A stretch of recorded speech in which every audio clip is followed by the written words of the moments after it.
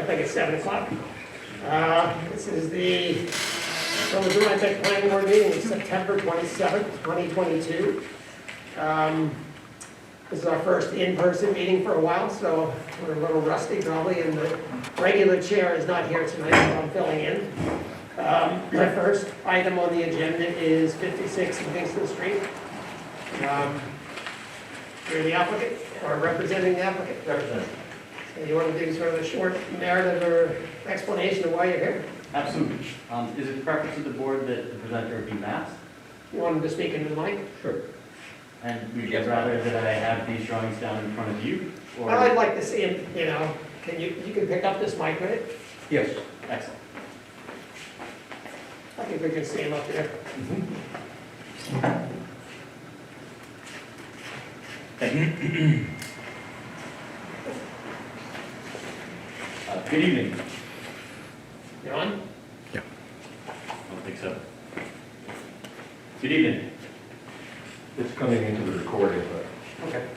Good evening. My name is Seth Stickle. I work with Mark Vermitsky, PELS-PC. I'm here this evening to represent Alan Dakotas and Elizabeth Mazzarella, owner applicants of 56 Livingston Street in the village of Rhinebeck. And we're here this evening to discuss the special permit, site plan, and variance application. Now, as many of you might be aware, we were last in front of this board on August 2nd, virtual meeting. At that time, we briefly described the project, which has remained substantially similar to that application with some minor adjustments. This board provided a positive recommendation to go in front of the Zoning Board of Appeals for the variance application. Prior to that August 18th Zoning Board of Appeals meeting, the owner applicants had done their best to reach out to some of the adjoining neighbors. However, they were traveling, so it was a little bit difficult, but they made an attempt at that. When we had met with the Zoning Board of Appeals, we presented both the architectural components of the project as well as the site plan elements. Those were presented to the ZBA, and public comments were also offered. We spoke with both the board, through the owner and applicants, provided comments, the consultants, and the public for almost an hour that evening. Noting that, the public comments and the owner applicant and the consultants had decided to work with the board on a motion that would allow the Zoning Board of Appeals to table the project so that we could return within the 62-day time period. Unfortunately, because of meeting scheduling and everything that has occurred since then, we were not able to maintain that timeline. So we had to withdraw the application from the Zoning Board of Appeals and present this new application which is before you today. Since that time, understanding that there was so much public comment, the owner applicants and the consultants have been working diligently to meet with all of the neighbors that spoke on the evening. We obtained all of the records, their comments by email, the list of the people who spoke at the ZBA meeting, as well as personal meetings. We've met almost 4 times with different adjoiners. And we tried in an effort to satisfy those comments and build into those some strategic changes to our site plan application, which we'll present tonight. So the owner and applicant is hopeful that both the project narrative, which is substantial, we included all of these comments and responded to them individually in our cover letter, which I hope that you guys have had a chance to take a look at. We're hopeful that this will put us in good standing so that this board might look favorably upon allowing us to move forward with the Zoning Board of Appeals. Unfortunately, due to this format, the architect is not available this evening, but I will do my best. He has provided a project narrative. So one thing I just wanted to point out immediately, this is the proposed development of the site. The architect has put together amazing renderings. We've offered several of them at the end of it, and we're going to walk through those. So one of the things I wanted to do is just quickly go through what is the floor plan. This is the existing floor plan. They are provided by the architect, both the existing and proposed floor plans. I'm not going to get into those in detail. I'd like to actually work from the elevations, because I think it might be more pertinent to this board for the exterior architecture. So this is the elevations for the existing residence. So in order to add some symmetry to the facade, the proposal will centralize the access to the historic home, moving the front door slightly off-centered now to the center of the porch. This itself, the door will be restored and reused, and if that's not possible, then an exact replica of that door will be created. The stairs for the front porch will similarly be shifted to the west slightly, just one column's width, so that they can be centered along with that door. It's proposed to add new planters along the edge of the porch so that they can transition between the architecture and the landscape. New stairs will be added to the driveway. This is the north elevation, is on the east side. So new stairs will be added for entry into that area. A new door is added and proposed along what is the northeast corner of the facade to add access to the mudroom.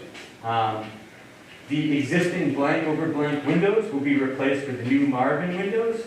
The opening sizes of all the windows in the 1900 structure will remain the same on both levels 1 and levels 2. Level 1, ground floor, level 2, second story, and there's a half story of this building. The attic windows will be replaced with larger rectangular windows so that they can bring in light into the third floor. 2 new windows will be added to the dormer on the west side. The west side elevation, the dormer. Those windows are needed to be added because of building code. For egress from that third story, it's required to be 5.7 square feet. Those new windows are the minimum size possible so that they could meet those requirements by still allowing room between the structural header and the sill without significantly modifying the dormer. To restore the historic home to its original beauty, all of the existing vinyl siding is to be removed and replaced with new wood siding to be painted with a 6-inch exposure.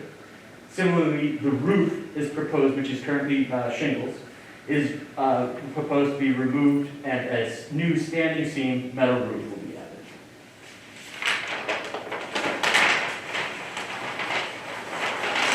As I mentioned, the architect also provides floor plans for all of the levels. I'm not going to get into detail of those. They are here listed with all of the net square footage as well as the window replacements. I'm just going to focus in on the elevations.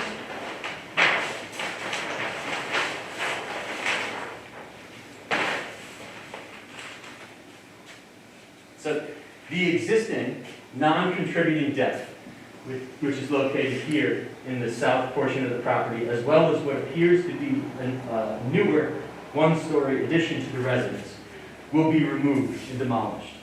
A new addition is proposed. The new addition will extend approximately 25 feet south, and the new addition is approximately 23.6 feet wide, or 0.5 feet wide. On the western facade, just located here, the addition of it is proposed to offset the new addition from the historic structure. This is done so that we can create a clear distinction between the old and the new structure. That offset will be approximately 1 foot. On the eastern side, we'll be using 1-inch by 4-inch trim to signify the difference between what is the existing structure and the new proposed addition. Stacked bluestone will be proposed along the base to wrap around the foundation of the new addition to pull the proposed planters in the front into the rear facade. All windows in the addition will match the new replacement windows. The south-facing rear porch on level 1 and level 2 has been added to help break up the scale of that south building mass and provide views from the interior of the home to the backyard and to a proposed pool. The roof addition is proposed to maintain and extend the existing building's roof line. And as well, it will match material and slope. A lower roof, so you can see that lower roof is here on the south elevation as well on the east elevation, is provided to wrap around the south and east facade to seamlessly tie into the historic gable roof. A wooden screen on the south elevation here is added to match the fence material, which we'll get into when we get into the site plan. Wraps around this side to provide some screening. There is a bathroom here, and this is a patio that extends out to the pool. The railings on the second story porch, level 2 porch, will be steel with wood caps, vertical. That same wood cap is tied into both the staircases as well as the metal for the staircases.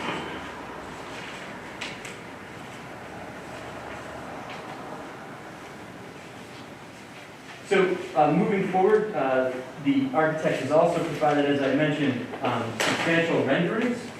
The renderings are representative, fully realistic of what the intentions of the redevelopment are. Here we have sort of a northeast facing rendering. This would be northwest. Here's the eastern side of the building. South, another south view, a view into the backyard of the pool, as well as one of the comments that came up with the adjoining neighbor to the west was that there was an importance of recognizing what this facade and this extension of the addition will look to them. So we wanted to go ahead and make that part of our plan set. So the bottom 3 renderings are perspectives from both the backyard in an aerial view of the neighbor, as well as what it will reflect as they walk out their back door, and just a further image in their backyard. So that summarizes the architectural components. Just to point out a few of the things, like I had mentioned just now, with changes. So one of the things that was also brought up by the western neighbor is that previously, and it was commented on by this board that it was a positive thing, that we didn't have windows on the western facade. And we did that intentionally to try to recognize privacy. In speaking with the western neighbor, they would prefer that the windows be added on that new addition's western facade. And we were glad to make that adjustment because it allows us to carry forward and kind of mirror the existing 1900 structure with the proposed addition.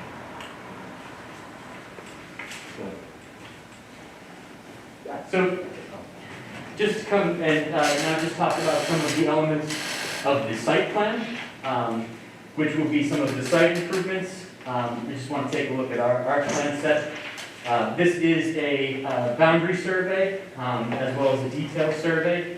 Some of the additions to the detailed survey are we used reflectorless location to identify the exact position of the neighboring residence so that it could aid in the modeling of the renderings, as well as so that we were very aware of the separation distances. We also located the existing pin oak on the adjoiner's property, as that has been part of the comments that were received. And so in the interest of protecting that pin oak, we wanted to identify exactly where its location was. So you will now find that that's present on the plan, as well as the approximate drip edge. And additionally, we went ahead and extended some of our topography so that we could do a very detailed analysis for drainage. Can you point out where the pin oak is on this? Absolutely. So this is, like I said, the existing residence. I think the pin oak is located here. That pin oak is 12 feet from the property boundary. And in the proposed setting, that pin oak is going to be 22 feet from the edge of the pool. The pool is proposed to be 5 feet deep. I'll get into that in just a moment. And the drip line, as I mentioned, is shown as well. So we have located those elements. So just to walk quickly through the elements of the site plan that we'll be changing. Working with the shifting of the front door to be more centered on the porch, we will be replacing what is currently a slate walk that is concreted into the ground, so there's no separation between it. And we're replacing that with 2x4 pieces of bluestone that have grass separating between them. So they'll be flush with grade with a little bit of grass between them, so that we aren't creating a solid impervious surface, we're actually allowing a little bit of infiltration between that walk. The bluestone planters are noted around here. The driveway, as you can see, will need to be extended just slightly, adding approximately 50 square feet. That's so that we can allow 2 vehicles to park in, south of what is the porch line. So we've extended that driveway briefly so that we can address that. As we come around the driveway, I think it's important to note that both an existing condition of the property is that both on the western side of the property and the eastern side of the property, the neighbor's driveways encroach on this piece, on this site. On the western side, it's approximately 2.5 feet of encroachment across the entire length of the driveway. On the east side, it is more like a 1 foot encroachment on that side. There's no proposal to change those driveways in any way. We're going to work around them as the best as we can. So as we come around the driveway, like I said, is slightly extended. There is a mix of both stockade fence and chain link fence surrounding the entire property. That stockade fence and chain link fence will be removed and replaced with a kumaro wood. It's a hardwood fence with horizontal fence posts and a cap. That fence will be at maximum 6 feet in height, and there are a few areas where it will be stepped to accommodate changes in elevation. The landscaping is proposed to be removed from the front of the building, and that's in favor of bluestone planters that will replace that along the front. Another comment that came up from the public, from the eastern neighbor, was the arborvitae row. You'll notice that there's an existing shrub here and an arborvitae row. Those are significantly tall trees, probably 15 to 20 feet tall. We've chosen to keep those. Those are going to remain in place, and we're actually going to transplant. There's a couple of arborvitae located on both the east and west sides of the existing building. Because we want to reside this building, we're going to need to move those anyway. So we're going to be transplanting those to this location to increase the hedge along the eastern boundary of the neighborhood. We will be putting in some just light landscaping. All of our landscaping is detailed in a planting schedule, and we can take a look at that if we'd like to get into that detail. But really, it's just a bed with some flowers planted in there and maybe a bush. The forsythia hedgerow completely along the eastern side of the boundary will remain intact. In this area, there is chain link fence behind that to the eastern neighbor. If it's possible to remove that chain link fence and put up the new hardwood fence, we will do that. We've been asked by the eastern neighbor that if it is not possible to do that and keep the forsythia hedge, that we leave the chain link fence for this section. And that is noted on our plan. One of the bigger elements of this project is that we will be upgrading the sanitary disposal system to current standards. As many of you know, most of the village lots have seepage pits. We will be putting in a septic tank, pump chamber that leads to an absorption field which will be located in the rear of the property. There is a shed which will be removed and a new shed will be placed. Another key design element of this is there is a pool and patio being added to the rear of the yard. The pool is approximately 35 by 14. It is a lap pool, so it is not full depth with a deep end. As people know, it's more 4 to 5 foot in depth. There will be a bluestone patio as well as bluestone coping that surrounds that area. On the western side, there is some grade and elevation change. It's a little easier to see the grading here. There's a bit of a rise. It's been referred to as College Hill. So there's a bit of a high point in this area. Water sheets in this direction, and then water sheets from the adjoining property onto this property as well. There's a small portion of area here where existing drainage does flow down this side yard, our western side yard, However, the installation of the driveway, which encroaches onto the property, doesn't allow that drainage to make it all the way to the front of the property. So we proposed to take a look at adding some drainage to the site. I'd just like to get into that for a moment.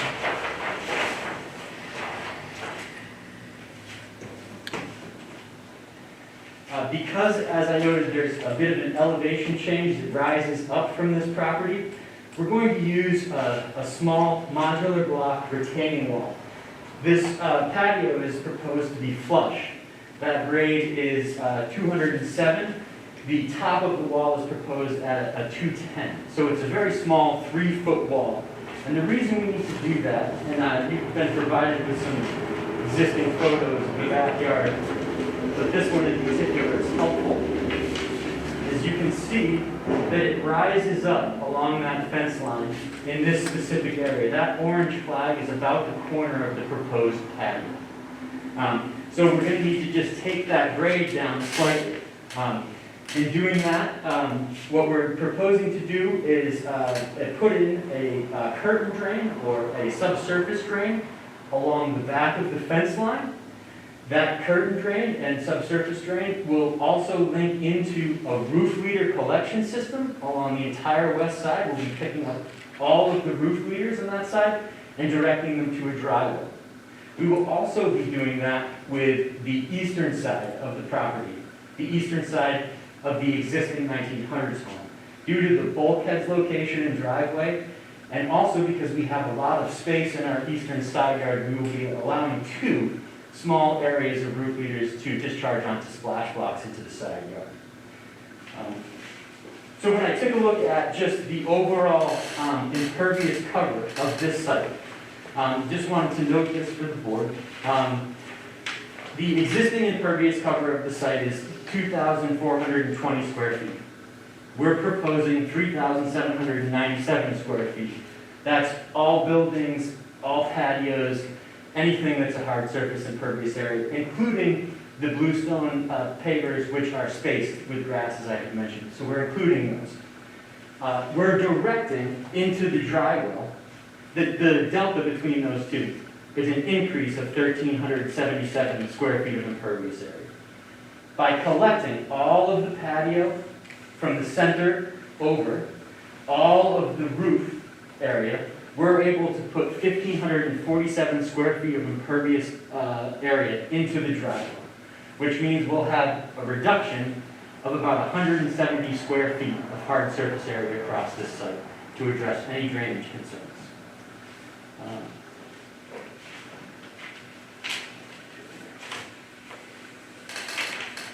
Just want to be careful I don't miss anything. So for the most part, I believe I've summarized the majority of the changes for the site plan. One thing I'll just note is that there are planted flowers between the eastern driveway and this driveway. Those will remain.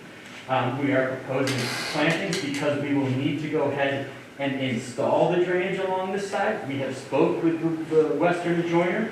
They would allow us to go ahead and disturb that driveway temporarily, and then the owner applicants will be replacing that income for the adjoiner there. So we're going to be doing some replanting along this side. As I mentioned, all of that is detailed in the proposed landscape schedule. We can get into that in detail if you'd like, but just to touch on the other design element is we've also detailed all of the proposed lighting for the site. It is in place of the existing lighting on the majority of the 1900 structures, and there's some additional lighting on the addition. Those are mostly ceiling sconces set in the porch. We're going to be adding those. There'll be lights on either side of the main front door. That's this type. These are the ceiling mounted.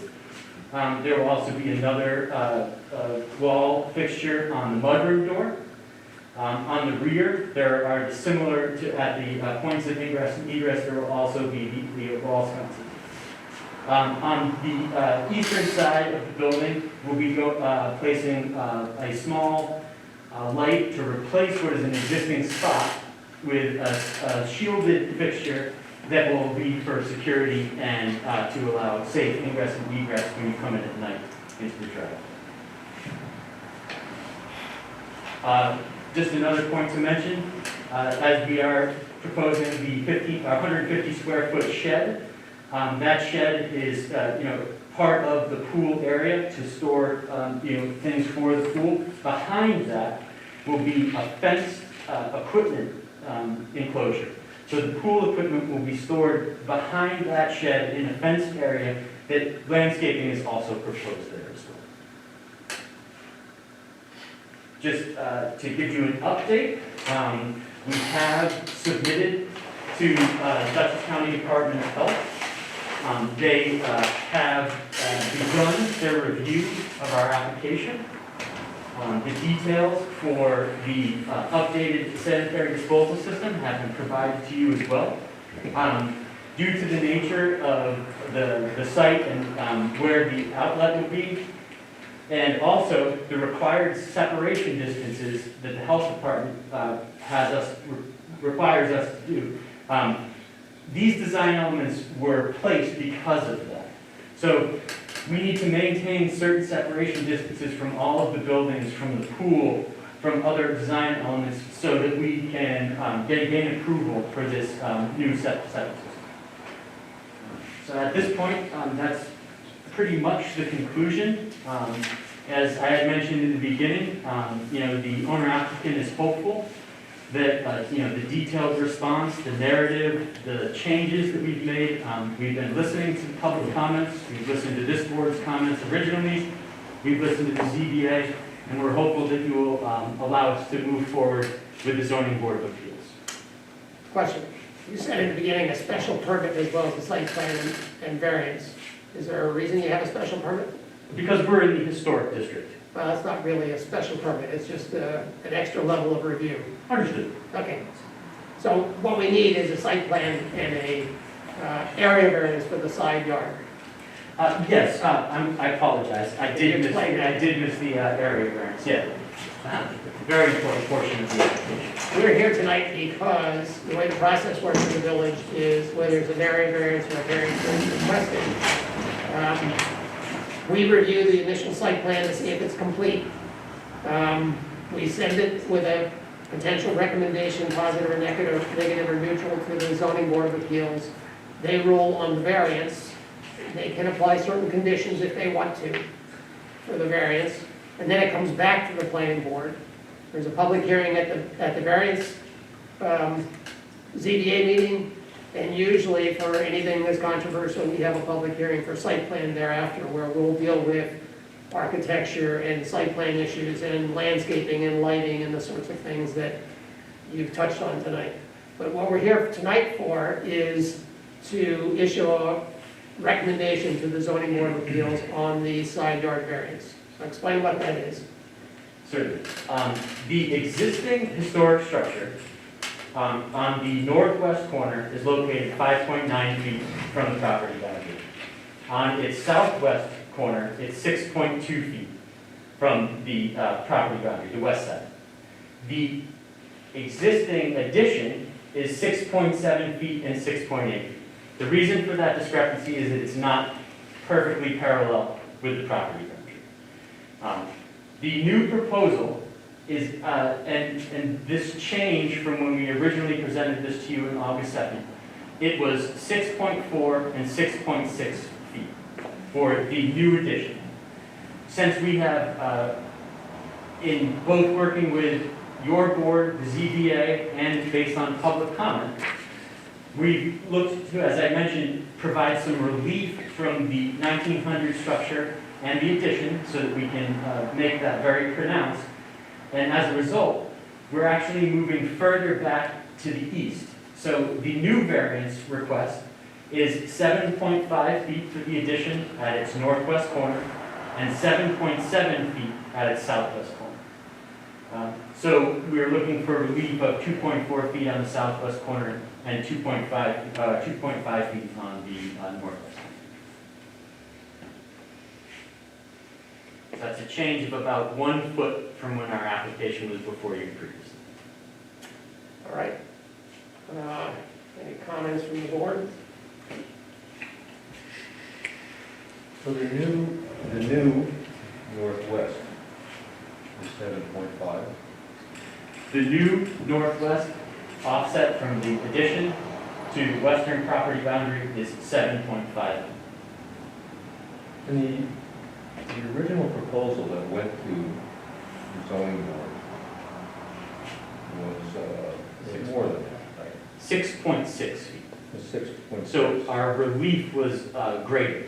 We were asking for more relief previously.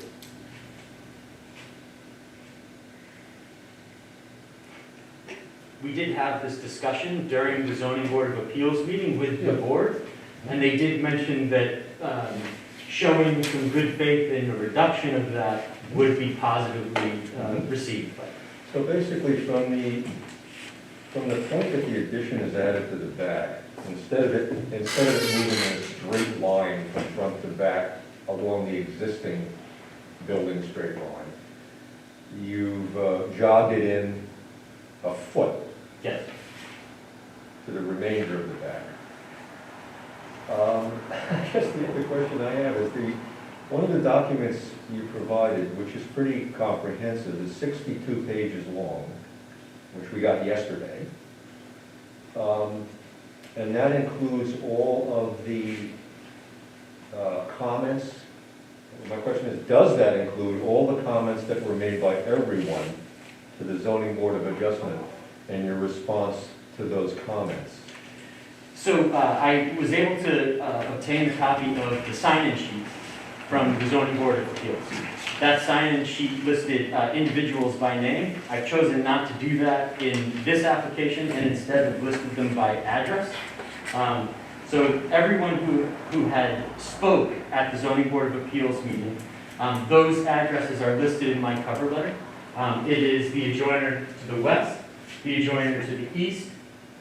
There was an email from the adjoiner to the southwest, and there were comments made from the property across the street.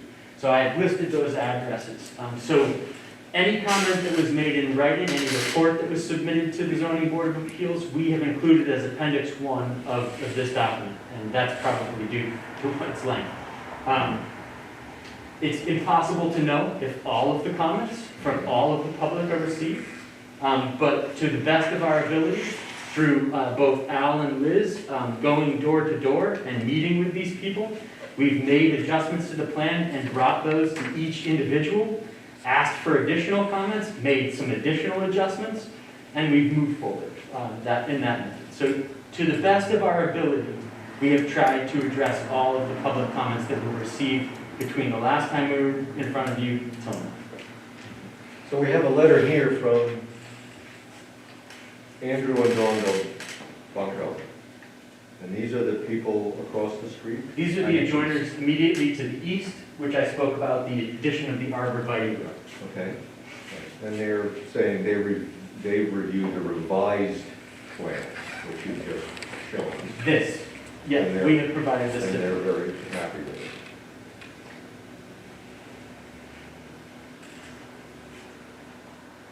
I don't know how the others, I would like to have a little bit of time to look at those 62 pages. John, do you think that since the plan has been revised, would it be appropriate to have a public hearing on the revision? That's never been something, we always do right now we're for a recommendation to the ZBA. Okay. That's what's on the table. That does not need a public hearing. So, And it's not, there'll be a public hearing at the ZBA meeting, Yes. and we can have a public hearing when it comes back to us with the decision from the ZBA. and if any of the others that spoke originally at the ZBA, we see that there are neighbors that you consulted and they're happy, they're fine with it.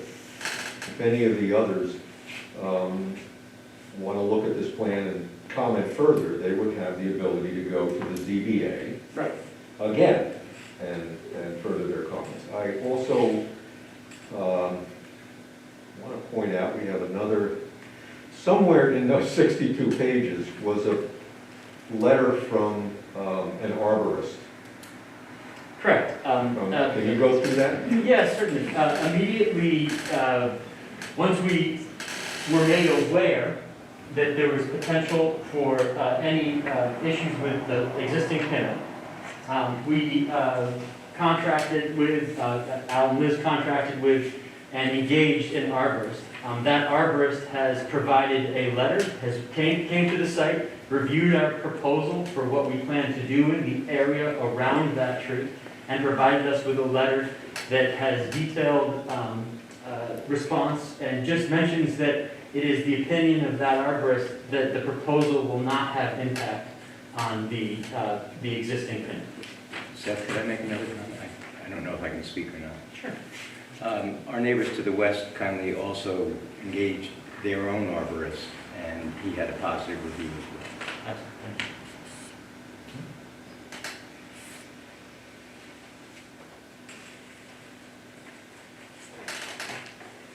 So Seth, just to understand, and I apologize, I'm fairly new to the board and to the project, so I'm going to try to keep it at a level that doesn't involve me getting back into some old history, but just to understand the prior recommendation was made, and it was a positive recommendation, and the only changes ZBA related since that recommendation was put forth are you decrease the nonconformity, you pull the addition a little bit further away from the property line, That's correct. and you've added windows to the west side of the addition at the request of the neighbor. That's correct. So those are the two changes that were made since the prior recommendation? Also, some addition of drainage. We wanted to go ahead and fully address any drainage concerns and to the greatest extent possible, anything that flows to the western side of this property boundary is going to be put into that driveway. So those were the three main comments that came up and were consistent throughout most of the public comment, and we made an attempt to address all three of those. And that includes also the pin. And with respect to drainage, how much is the pool factored into that? I know you're calculating that as impervious surface and, you know, you're offsetting that by creating more capacity than you originally had on top of the land.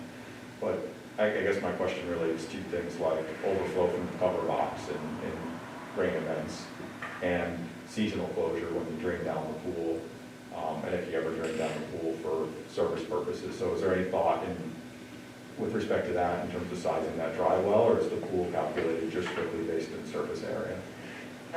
Due to the soil conditions in the village of Rhinebeck specifically, which are mostly sand and gravel, with some of the, if you want to say, fastest conductivity rates out there, you know, we don't see any issues with discharging, you know, some minor surface water from that pool onto our own site and having that absorbed. But aside from that, no, we have not addressed and added, you know, specifically another dry well to deal with something like that. You know, in my experience in this area and other sites with pools, you know, Liz also used to own another pool here in a home in Rhinebeck. There doesn't appear to be any issues created with, you know, the water that lays on the surface of a cover, a retractable cover. I hope I did my best to answer. Yeah, I mean, well, the water laying on the retractable cover would flow through a drain when you opened it and out to presumably, in some cases, daylight. In this case, it would flow into the ground. Yes. And you're saying Yes. typically that would be maybe a nicer day and not a rain event, Sure. which a rain event would have already happened. So you're not calculating that as a significant. No, no, no. I mean, I've got a couple of general questions for the future when this comes back, but I don't know whether I have anything. Yeah, I gave you some, I don't know if you referral. were here when you were last year, I can't remember, sorry. But we gave a few recommendations, sort of site plans, sort of gave you fair warning for when you come back. Certainly. In terms, and you addressed some, the driveway, thank you. The vertical windows proportions, we have that in the law, so you have to keep an eye out on that. And I don't know if you went to 2/2 windows, or are you sticking with 1/1? We're replacing the windows in kind as blank over blank. Okay. Generally speaking, we prefer to see some muttons. You know, 2/2 would be better than a 1/1. 1/1s always look modern, 2/2 look, period, 1900. So think about it. Okay.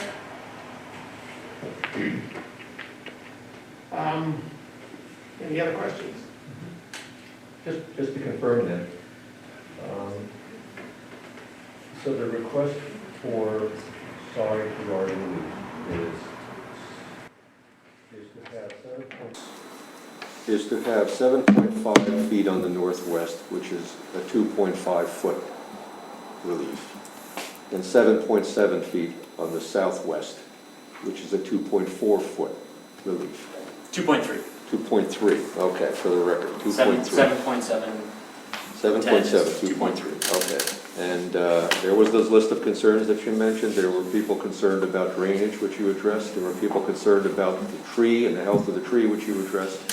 They were concerned about the mass of the one side of the house running from the front all the way to the back unbroken, which you've addressed by jogging it in. There was the concern about windows, which your neighbors have said they actually prefer to have windows. It makes the house look more like a house. So those are all the questions I have. John?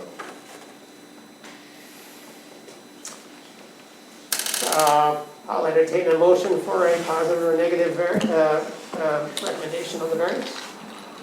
I'll make a motion for a positive recommendation. A second? Second, was that? Jeff? Yes. All right, you want to have rationale? I think we can say that they've addressed a lot of the particular site plan concerns and architectural concerns. They've decreased the variance from the previous time. That, I would say, there's a lot of houses in this village that have had rear additions put on. We're getting the benefit of taking off the vinyl siding, to restoring the historic look of the front of the house, and the rear of the house currently has a very large modern deck on it.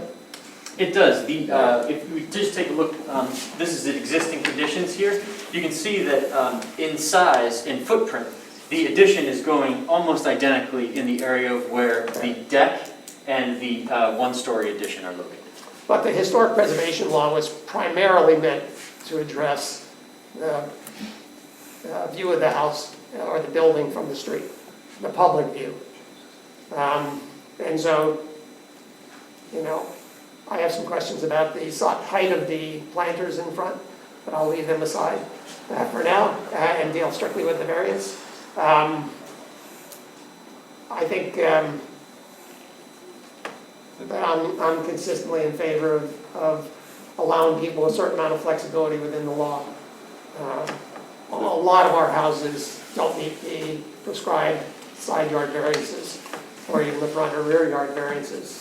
Existing conditions, this house does not. And so having a rear addition that is a lesser variance than the existing side yard variance makes this to be a reasonable request. A 2.5 foot variance is not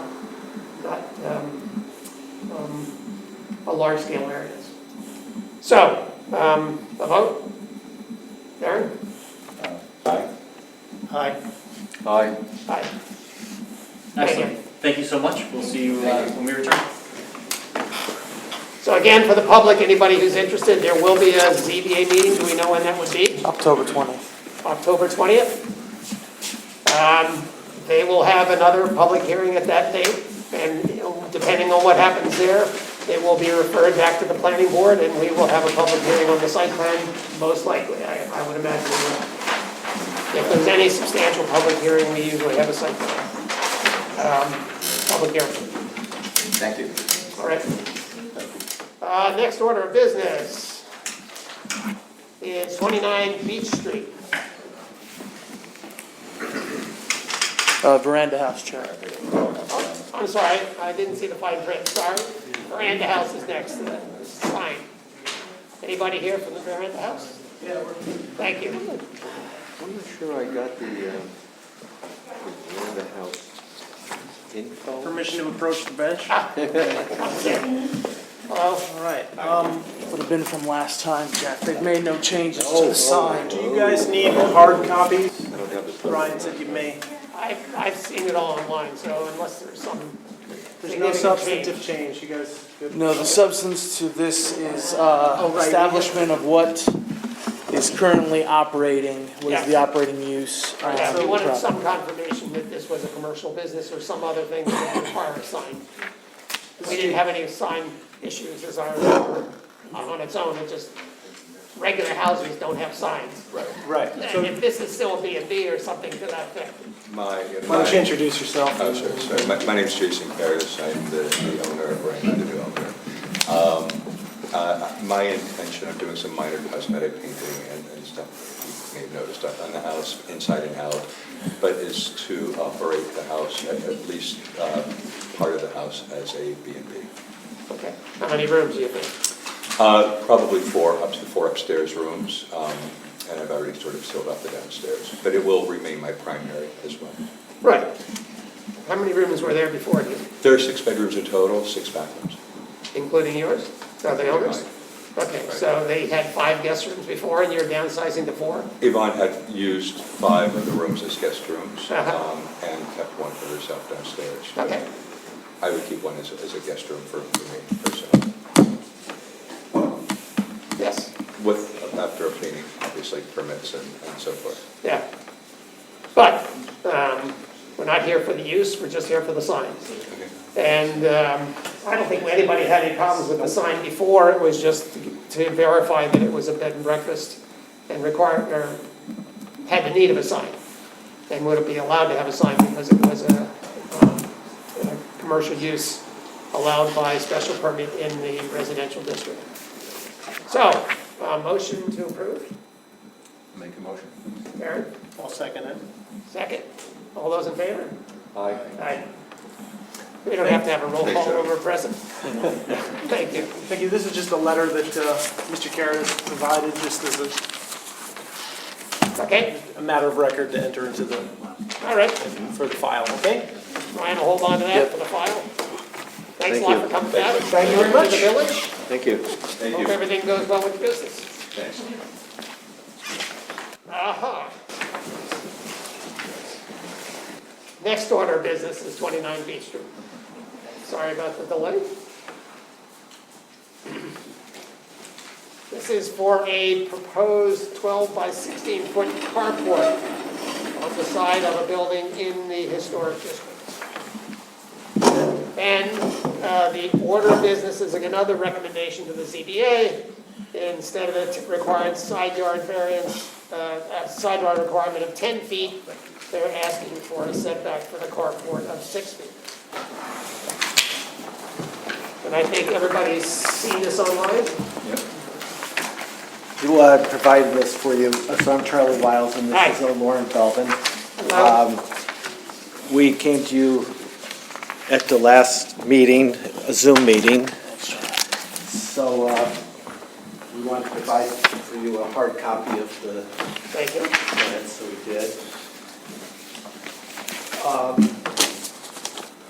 Lauren Belvin would like to refresh our need base for the variance. Well, basically, if you look at the sketch, my house has a very steeply pitched metal roof and a very narrow driveway that runs right against the side of the house. The problem with that is when it snows, snow and ice accumulates on the roof and falls off the roof onto the driveway, more specifically onto my car on the driveway. I've tried a number of ways to alleviate the problem. I installed snow eagles to try and hold the snow back on the roof. They don't work. I've tried parking the car all the way to the right next to the house. That doesn't work because you can't open the passenger door. Again, it's a narrow driveway. I've tried parking it on the other edge of the driveway. That doesn't work because I wind up in the shrubbery and a snowbank. I tried backing it to the front of the driveway to get out from under the eaves, and then I blocked the sidewalk. I even tried waiting until the last snowstorm ended at 3 a.m. The street was clear, and I parked my car on the curb, and you know what happened, it got ticketed and towed. So, I need a place to put my car when it snows. And for that purpose, we're proposing, as you can see, a very modest carport. We're actually, as Charlie will detail, as you can see in your packet, we're carving out part of the existing side porch to allow the car to go closer to the backyard and to take the whole carport addition away from the front, to be less visible to the street. Car and carport will be less visible from the street. Thank you for that. Just for the record, I live 2 doors up from the applicant.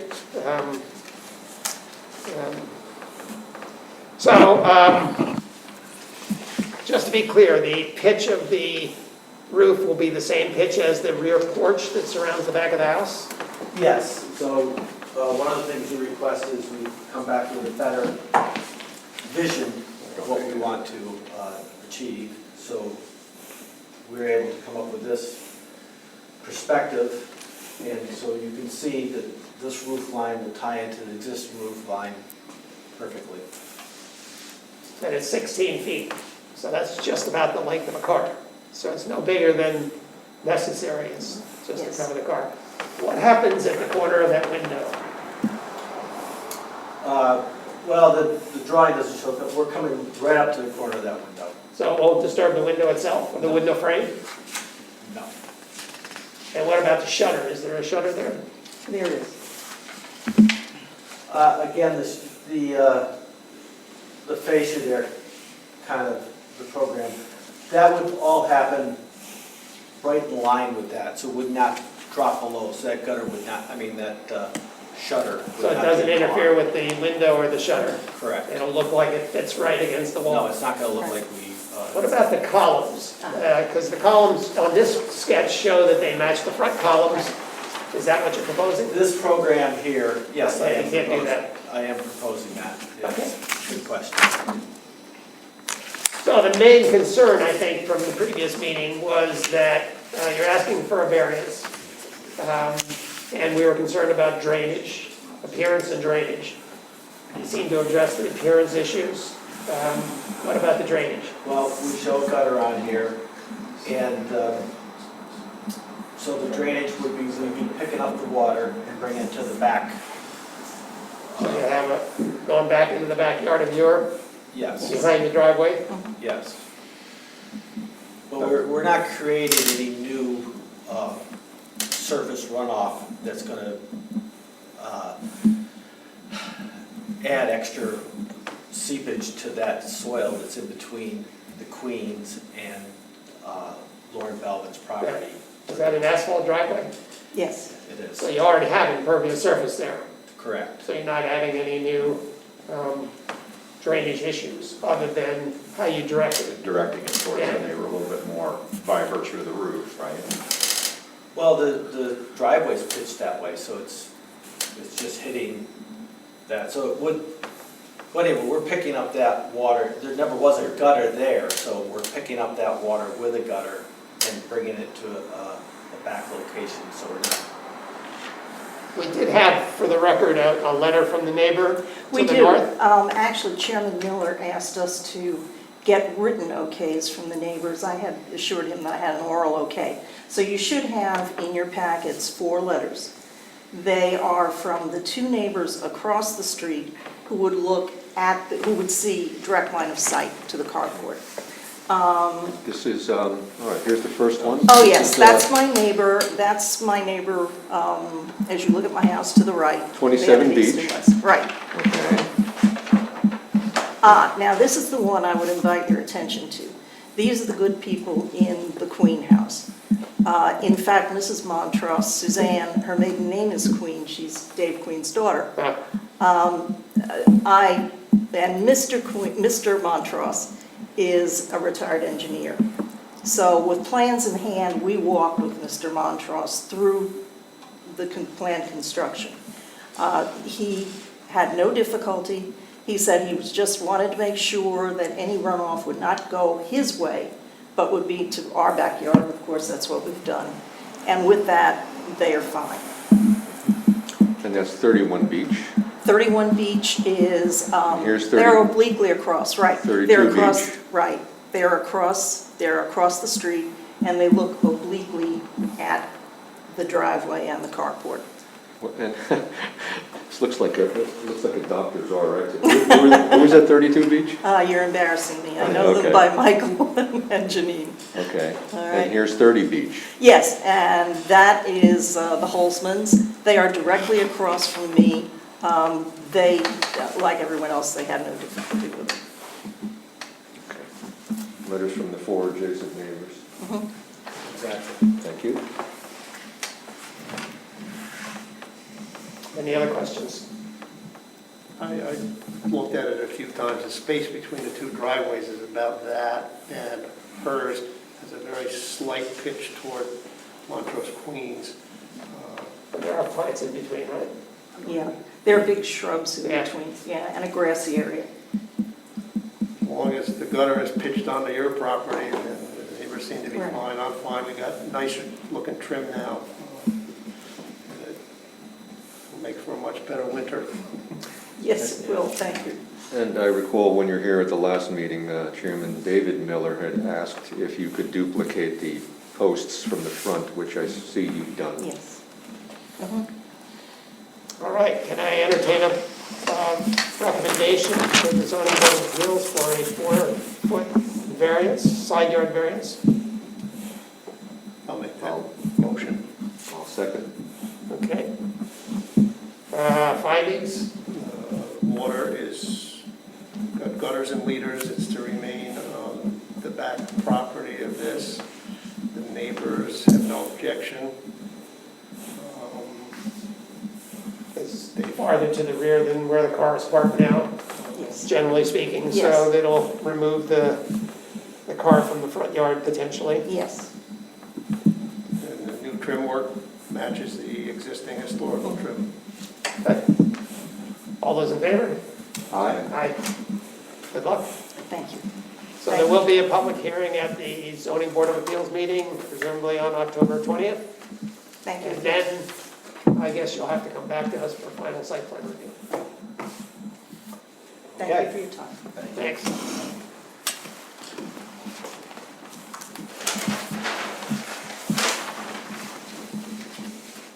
Next item on the agenda is 71 East Market Street, a sign application for BKMC, whatever that is. I will explain.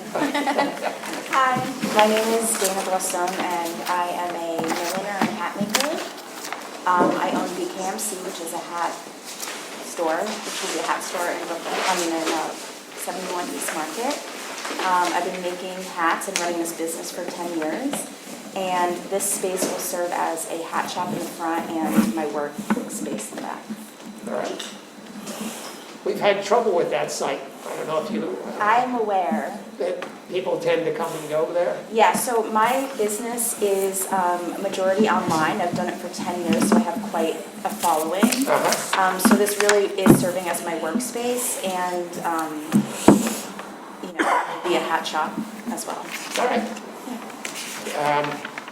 Because just so you know, the previous tenant there asked for additional signage. Yes. The property to the west of you has a side Yes, sign on the building. So it leaves me with, people tend to come out of the village lot and turn west yes. rather than go east. And so that shot is sort of around the corner and Yeah. a little bit invisible. So signage is important. So what have you Yes. proposed for us? So my proposed sign is gonna be a 1/4-inch pine wood sign in the shape of a hat with hat shop on it. Now, the name of my business is BKMC, but I chose just to put hat shop on it, just to make it very easy for Yes. people to understand what they're looking at. So I'm just trying to keep it very simple, and I'm a hat maker, so I'm not really savvy with the computer, but this is my drawing. So you have a professional sign maker making this? Well, I've cut out the wood myself. I just make everything myself. So Okay. I have the lettering. There is one thing that the lettering that I have that came in is a little bit bigger than I anticipated. So I was hoping that I could increase the signage by 2 inches, 28 by, and then make it 28 by 28? 20 inches by 28, which would give it about 4 square feet. And that is a bit of a change, and I apologize. So it's a plywood, wood, Yeah, 1/4 inch pine, and then wood. a cutout piece of, Wood, and it'll be sealed. I'll lightly stain it, it'll be sealed, just very simple. It's gonna be lit. and you have, Yes, there'll be lighting on the, over the top of it, like a small spotlight. so you still have future signs availability on the property. But small, only a small amount, I Right. think. Yeah, so I thought I would start there, and then I'll come back to you guys when I reassess how much more space I have. So these numbers are correct for the changes you've proposed? No, they're off by 2 inches. So can you correct Yeah. if? Sorry, I apologize, he didn't. And she's also missing one of the art gallery signs. Yes. Yes, which he made aware of me after I submitted this, I didn't realize that. Based on what I'm looking at from what Loopy Mango, the previous tenant, had, I would be confident to guess there's probably gonna be about 2 feet left. After she. puts up After her- she puts Okay, so her there's surplus signs. 4 feet, Yeah, Yeah, this would come to 3.89. Yeah. You revised. yeah, yes, thank you. yeah.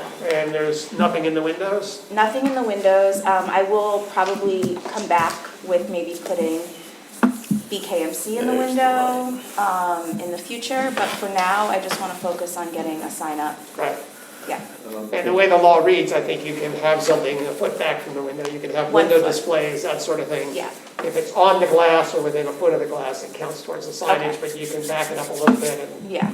and not go through another meeting if you don't want to. Well, this is fun. Okay. This is your proposed lighting for the sign? Yes, yes. And, let's see, that would be hanging on the side of the building above the sign? So there is a, like a metal sign holder there. Yeah. And so, I would either attach it to that, or there is a roof part, so maybe it would be probably best to put on like the roof.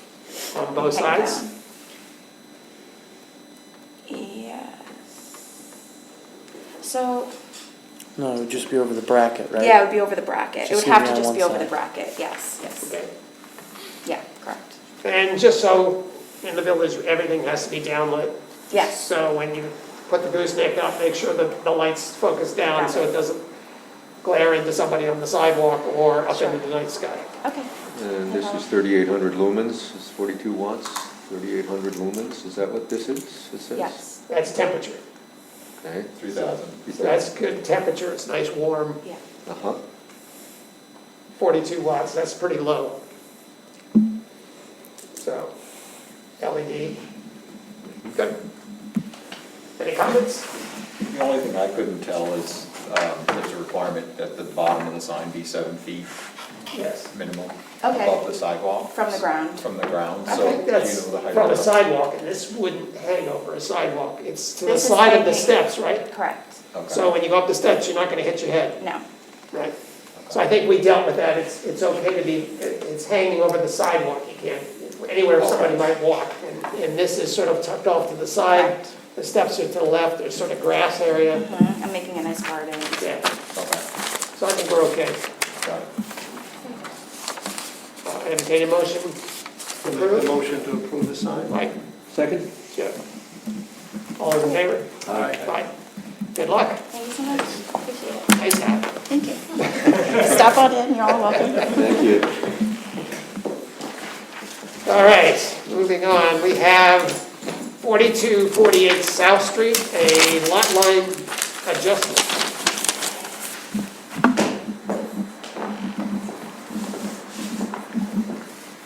Oh, they took their easels with them, huh? Can you crank that around so maybe if anybody's interested in the audience can also see?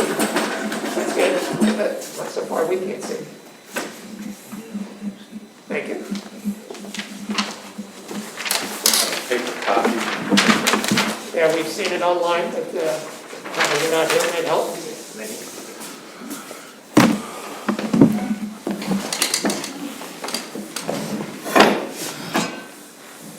All right, so these are two lots on South Street, the south side of South Street, just west of South Parsonage. That's correct. All right. My name is Ernie Martin. I'm a professional engineer and land surveyor, and I represent the Hasselmarks, who are at 42 South Street. Mr. Hasselmark is in the audience. And also Joe Doyle, who is at 48 South Street, and he is also here as well.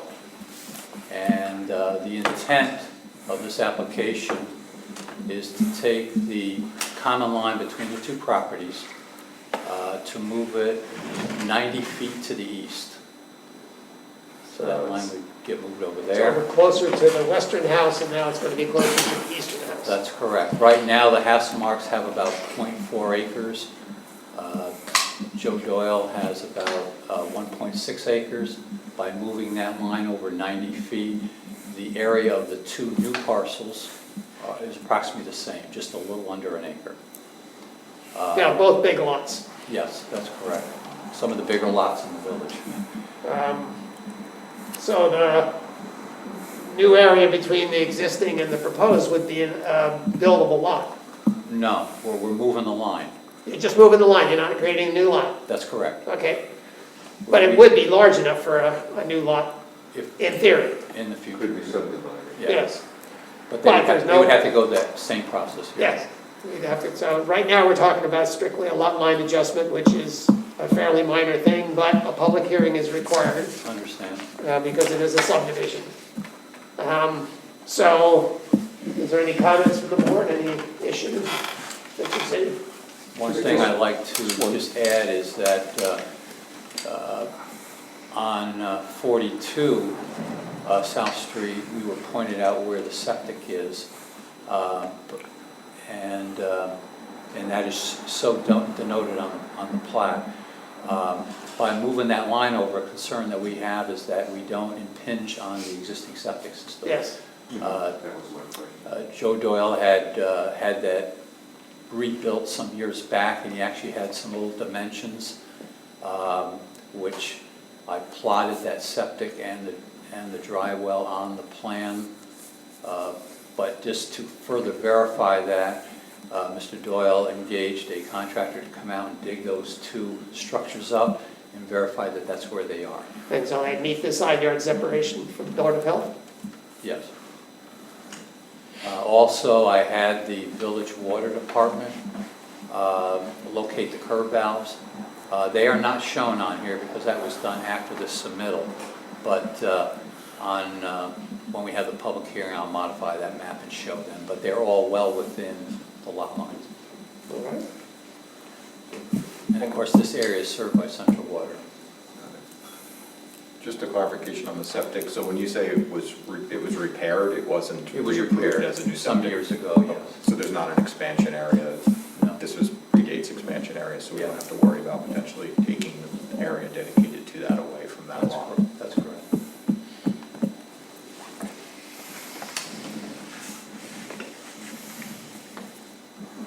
Any other issues? Otherwise, we can We need a motion. propose it for a public hearing on October 18th. October 18th, which is the next planning board meeting. All right. You have any problem with that date? No, that'd be fine. It's my understanding that you advertise and send out the certified returns. All right, you're all set? Oh, we have to vote on that, right? All in favor of referring this for a public hearing on the 18th? Aye? Aye. Very good, thank you. Good, thank you. Thank you. Yes. Might as well. Unless you need it, right? No, I have plenty of copies. You got one? All right, next on the agenda, moving right along. 8 and 10 Chestnut Street is an application is to convert a two-family residence into a single-family residence.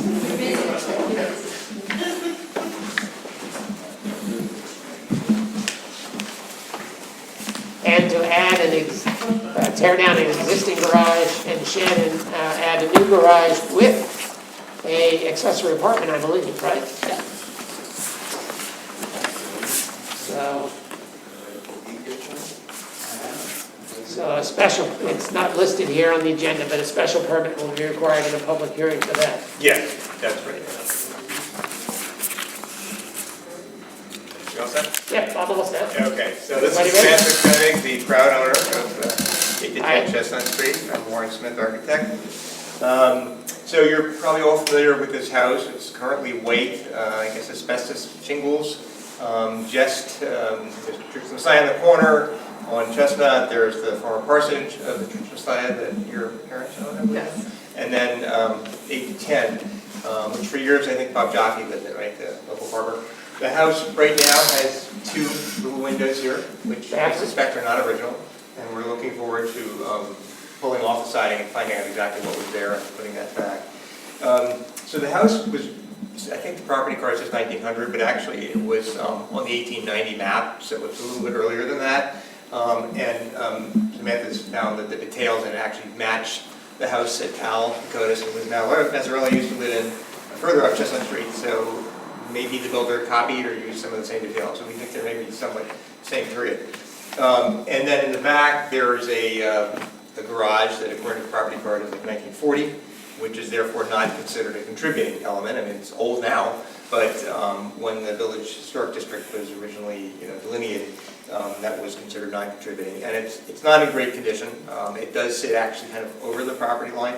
It has some other issues. So Is that fence that sort of hits it sideways? yeah, the fence runs into it. The fence is kind of on the property line, and it hits. There's a jog at the back of the property, which I'll show you on the site plan.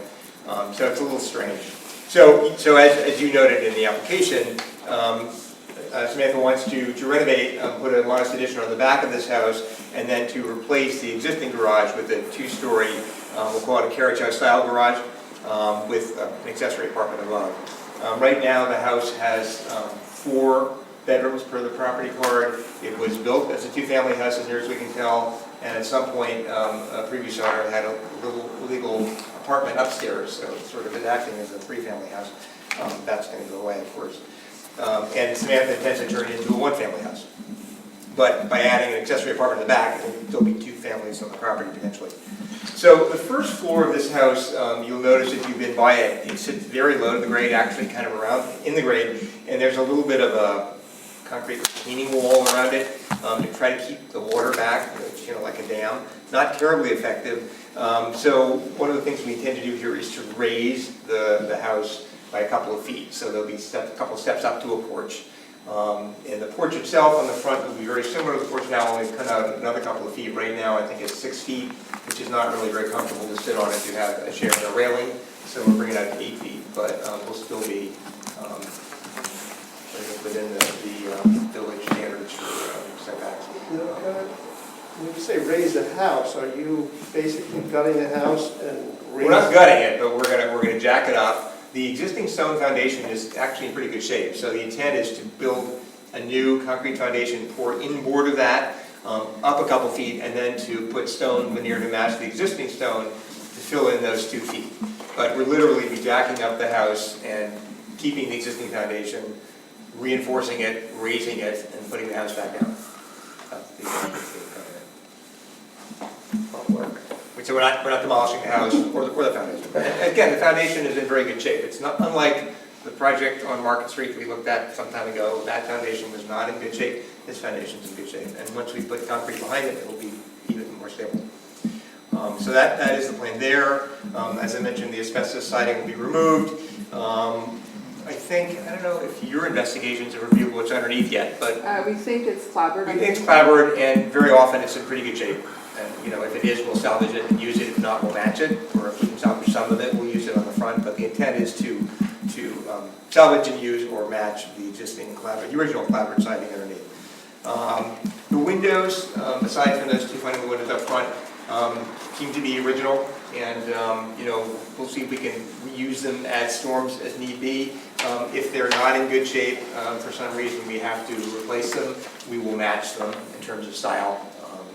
They're a 2/2, which seems to be period appropriate. They're 2/2? I thought they were 1/1. Maybe they are. Yeah, they are, John. Here's the picture. Are they 1/1? Okay, so Yeah, those, so that, But they don't look original. No, No, then- those then- ones are the vinyl windows. yeah, There's- okay, then I misspoke. They're not, I mean, the ones on the side, the The very box narrow bays windows? have, the box bays and the second window in. Mhm. The box bays definitely have the original glass. Mhm. I think one or two of the windows that are part of the second window with the triangular pediment are also original, but we would replace with something that is comparable. But the rest of the windows in the house, we think were 2/2. Yeah, so, You were pretty, yeah, right, exactly. So I'm sorry, yes, the original windows will preserve, the non-original windows will replace with something that would match what we're doing there. good. Sorry, Bill. Okay, porch is raised, and at the rear of the horse, right now, the second floor is smaller than the first floor because there's like a one-story extension, as many houses have. We're going to build out over that, so it'll be a full 2 stories, and then behind that, we're going to put a screened porch at the back and a mudroom. So there's a 1-story addition at the back of the extended second story. So that's the primary addition to the house, is a 1-story piece at the back.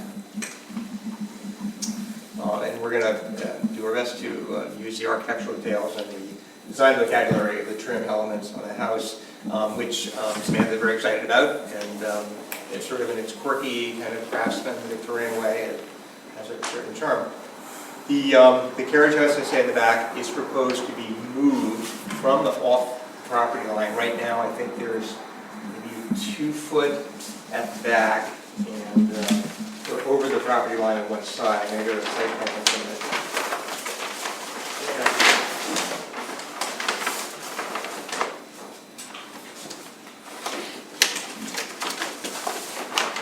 We obviously will need a zoning variance if we propose to put anything back that's not in compliance with the 10-foot side and rear yard setback, particularly because we're proposing to put an accessory apartment. So we would need a variance anyway if it were just a garage, but with an accessory apartment, it's even more of a concern for the location. And the zoning board may or may not think it's enough to move it off the property line. We're asking, I believe, for a 8-foot setback in the back, so that'd be a 2-foot relief. And on the side, the property line jogs just where the existing garage is. So on the one side, we're about 8 feet, and then where it jogs in, it's about, I think, 5 feet. And the property line doesn't, of course, run in parallel to the driveway. So, I mean, one option we've discussed is just straightening out the property line, which could be done if need be, and if that's something the zoning board wants us to do to address it. We have a little flexibility with the back of the new garage. If we move this west side over too much, then it just starts kind of crowding the line from the house. I mean, one of the other things we'd like to do, there's going to be an entirely new septic system, because who knows what's there. It's over on this side next to the driveway, and certainly doesn't meet current standards. So there'll be a new septic system with the reserve area, and I'm going to be over here on the reserve area is here on the east side, and the primary system is in the back. And then the other thought then is to move the driveway from hard up against the house to the other side of the street tree here, so it'll come along the fence back to the new garage. We've had the civil engineer, Dave Ryder, look at how that would be. He has the existing driveway at, I think, 16 feet. We don't need a driveway quite that wide. We go for like 12 feet. And then just fill out the back for a way to pull into the garage bays and turn around.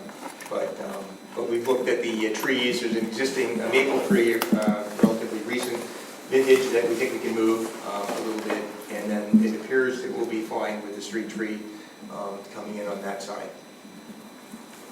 So that's the sort of overview here. I do have, in addition to the renderings of the house, I have rendering of the garage.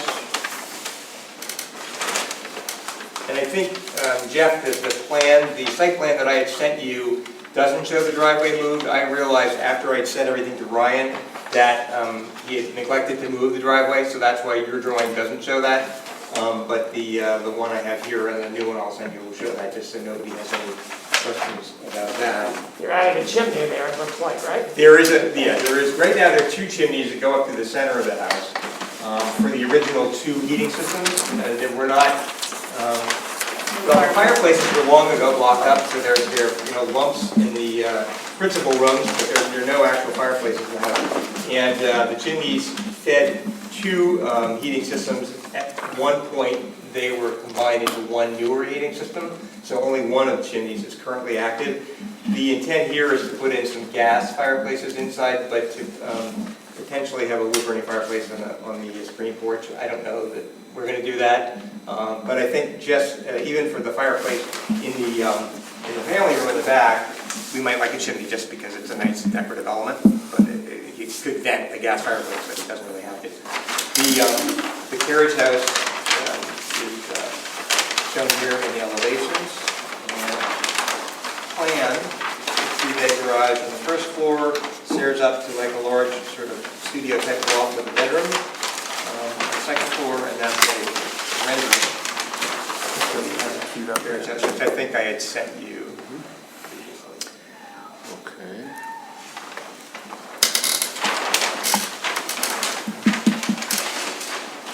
Just keep scrolling that. Yeah.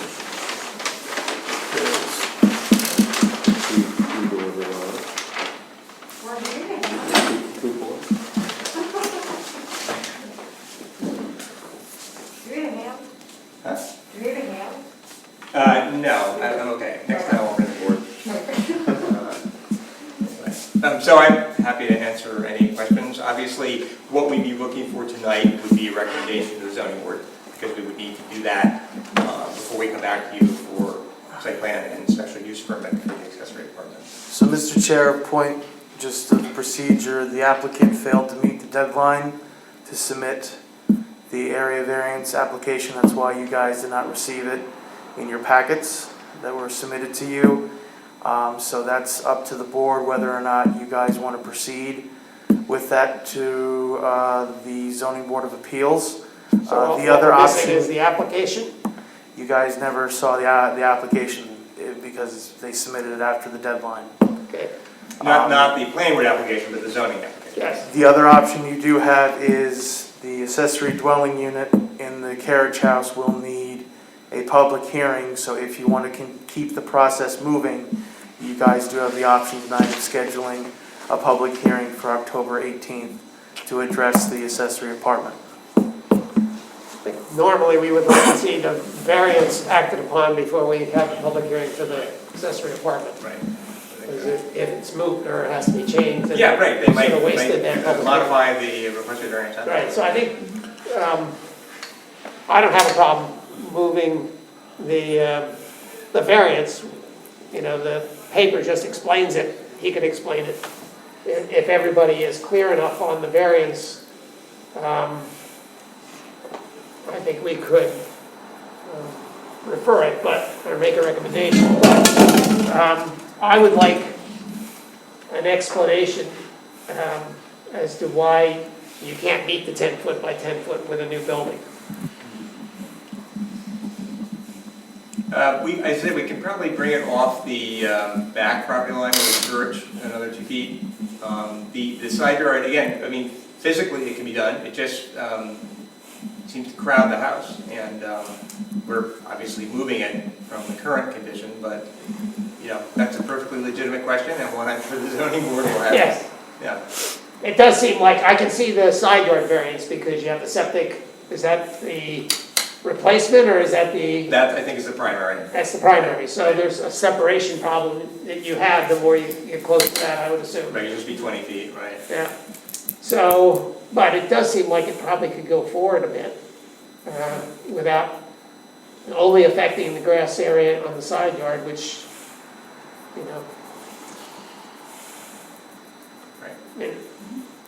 If it was a smaller garage, you could put it 5 feet, you know, but this is a big garage. I understand. It's a carriage house. Right, I understand. Not sort of a 3-car garage, plus a building on the top, so, you know, what's behind there? It's the There's church. a lawn area, there's a fence and a hedge, and there's kind of a lawn area before the parish hall extension, where the classrooms are, and the parisher's office. So That- nobody that's some lives distance behind away. there. What's that? Nobody lives behind there. No, and that's actually pretty close to the other property line, to Rachel Cavell's and the people on Livingston Street, so there's a fairly large grass area there. Yeah. And This overhang on the rear, looks like a rear door entry into the... That's a side door? Yeah. Yes, and so that's going to be even closer to the side. The overhanging roof, right. it's kind of an odd spot to put the door right up in that corner next to the property line. Yeah, it's just where the stair is. It's a matter of, kind of easy access to the stair. I'm sure we could revisit it. I mean, we could put it around the back, and it's even harder to find, so. Yeah, actually, I have to look this up, but just a roof like that, I think is allowed as an encroachment into a yard. If it doesn't have support. Yeah, I know there's very few things are allowed in required side yards, I understand. yeah. But And what was the answer to John's question? Who's the rear? This is the rear of the building with these 4 windows quite high up, yes, overlooking the Church of the Messiah, the back of the Church of the Messiah Parish Hall. I'm sorry? The back of the Church of the Messiah Parish Hall, there's like a classroom addition Okay. and a side entrance to the pastor's office. So it's a not a residence. Yeah. This is quite a large structure. You're also asking for larger than allowed square footage for the accessory dwelling? Right, this often comes up where you have a second floor, loft above a space. The footprint of the garage is, for a 3-bay garage. So that's larger than ends up being larger than the 750, which I think is the maximum square footage for an accessory apartment. Yeah. So obviously, and I discussed it with Samantha, we could sort of block off parts of the second floor to comply with the 750. But that always seems a little arbitrary, so we're asking for relief there. So that's Be 3 950, but- variances. It's 3 variances. Front, side, and square foot. What's 25% of the principal house? Because that's the other standard. Yep, you're right, that's right. So Does it fit within that? yeah, I think it does. the principal residence is,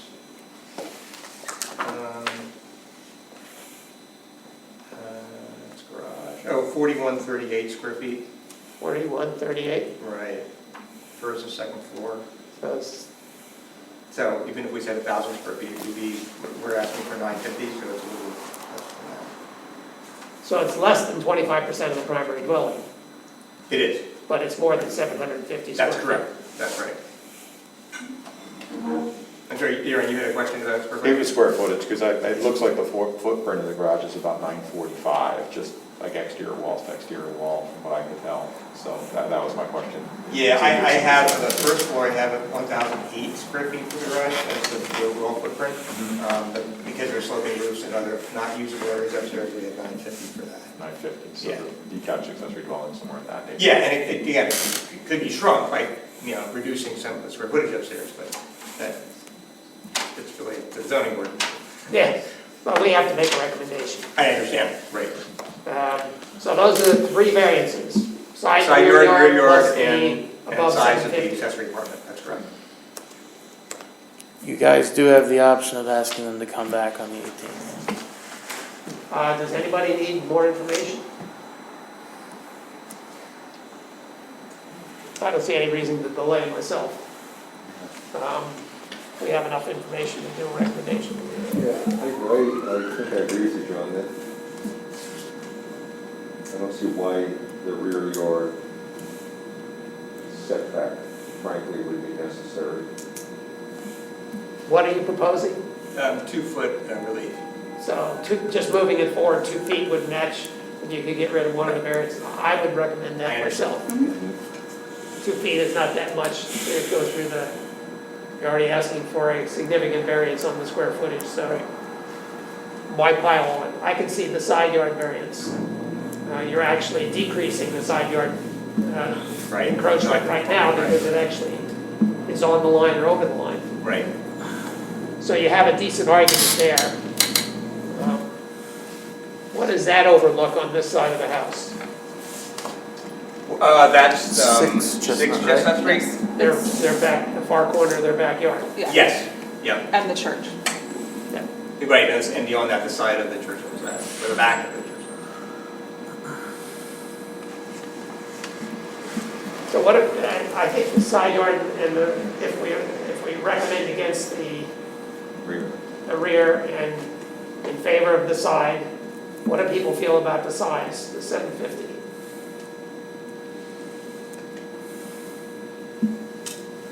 So you're gonna end up with a 4-bedroom house and a is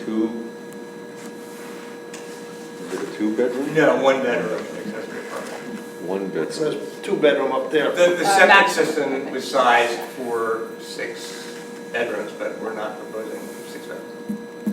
But you're also giving up the two-family basically Right. of the main house. Right. So we're trading two-family house Actually, for you're going detached from accessory. 3-family to 2-family, Right. Yeah. the way it is. But Right, 1 family plus accessory, right. we did recommend a larger than 750 on that other house on, but that was an existing building. Yeah, yes, Were yeah. they- So it didn't make any sense to ask them to partition the inside of the building to diminish the space because it was an existing structure, Right, and a historic one at that. yeah. That's, to me, it seems like quite a large. Yeah, I'm not fond of 3-car garages myself, but they're allowed, I mean, you have cars. And this is a large lot, and it's set well back, so it's not gonna be, you know, like up towards the street or anything. If somebody wants a 3-car garage, they're allowed to do it as long as they meet the standards and all that. So, Your intention is to live in the primary house? Yes. Then what, rent the accessory dwelling? Possibly, yeah.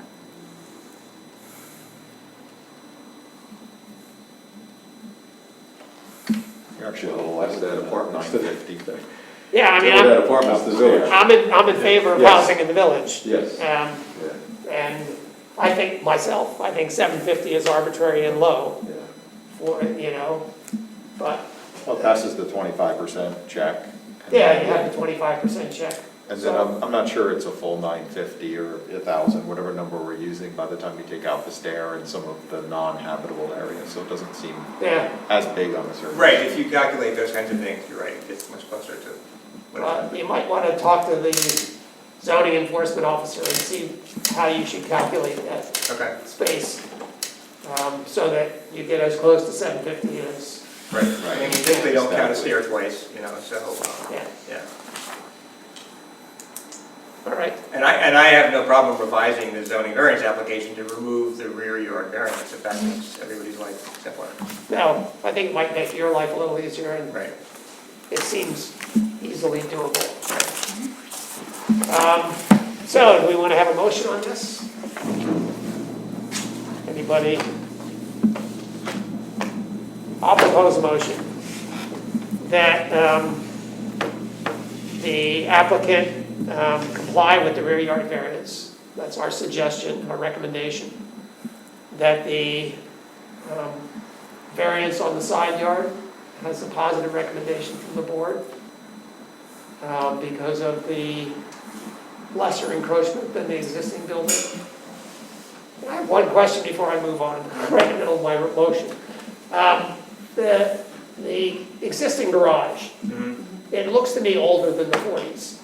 Do you have any, I mean, I know that's what the property, but No, I know those are, property cards are not accurate. I've been in it, it looks to me 1940. Okay. Or maybe- It's certainly 20th century, but exactly where in that. all right, so you don't think it's, okay. Nothing It's definitely special. not. It has like Not a sort of an 19th century. interesting, loft door. Yeah, right, no, it's And not it's an 6 over unattractive 6 building. windows, so I was wondering might be original, but you don't think It's a so. very, it's in rather poor shape. Yeah, And- all right, so I'll continue my motion. Yeah, sorry. A positive recommendation on the side yard because of the lesser encroachment and the buffer from the septic system. And a positive recommendation on the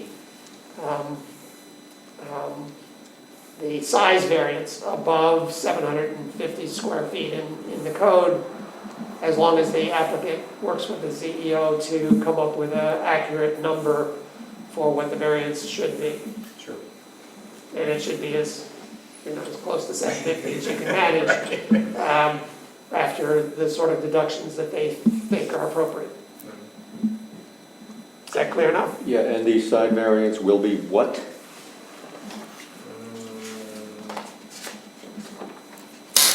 I had 8 feet with a 2-foot relief, Warren, that's what I had. 8 feet? 8 feet with a 2-foot relief, that's what I had. Well, yeah, the funny, because of that jog, Yeah. we're very close at that one point, but I think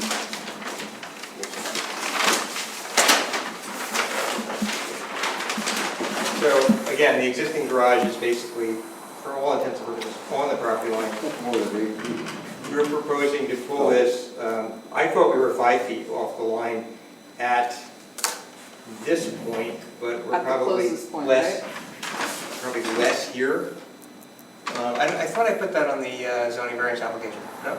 I didn't see that, no. Okay, I'm pretty sure, because it asked for rear yard, side yard, and the area. We can double check, but I think Jeff's looking just for the record Yeah. on what that is for the side Yeah, yard. so you think it's 5 feet here, and then wider? No, at the At the wider point. widest point. It's 5 feet. Yeah. Yeah. So 5 feet of relief? And is that, and again, is that because you have to satisfy a setback from the leach field? Yes, 20 feet, right? From the new septic. Well, I think it's 10 feet from the field, isn't it? 10? Well, it's 10 foot from the tank to the house, and we're certainly that, but there's usually another 10 feet from the tank to a field. Yeah, but from the field to a Bill. structure. This looks like a bunch. So in other words, this, you were asking, this will come up Yes, Just 2 to feet. be 10 feet. Yep. Right. correct. And this looks, I can't read this, but this looks like more than 10 feet here. Is there a way to bring this another foot or two? I don't think that's been This or, dimensioned here. is this, because you got your, right? The septic has to apply the lot line and structure setback, right? So are these, is this 10 feet here? I believe so. Okay, which is more, then why can't this be shifted to meet this line here that's just to the right of green? I think it probably could. So in other words, if you shift this down, if this is Right. 10 feet and you shift all of this down to make this 10 feet. Right. You should be able to bring this over and diminish the side yard setback relief Talk to need. Justin about that. I can certainly discuss it with the engineer and see how, much we can shift I things looked to at get the record as from small variance as Larson, as it's possible. not stated. So are we comfortable giving a positive recommendation on side yard variance because we don't know exactly what it'll be? Where does the septic approval stand at this point? And how much technical is Submitted, do you know? It's been submitted. It's been submitted. This is the document Okay. she But as you sent. know, there's always a lot of back and forth, so I'm sure that's not the, I know, I'm looking on New York State. My understanding from the engineers is submitted, at this point, I That's not believe, on there. only 3 weeks ago. It takes a lot longer than 3 weeks. oh yeah. Oh, I know. I might have looked over it. So maybe what we ought to say as part of the positive recommendation is that we recommend a 5 yard minimum side yard. 5 yard, 5 foot minimum side yard, yes, which would require, so it would be 5 feet from the narrow part here. yes. And then shift it over enough that there would be a respectable distance between the 5 foot setback. Mr. Chair, 10 foot. there's been some information sort of just brought to light.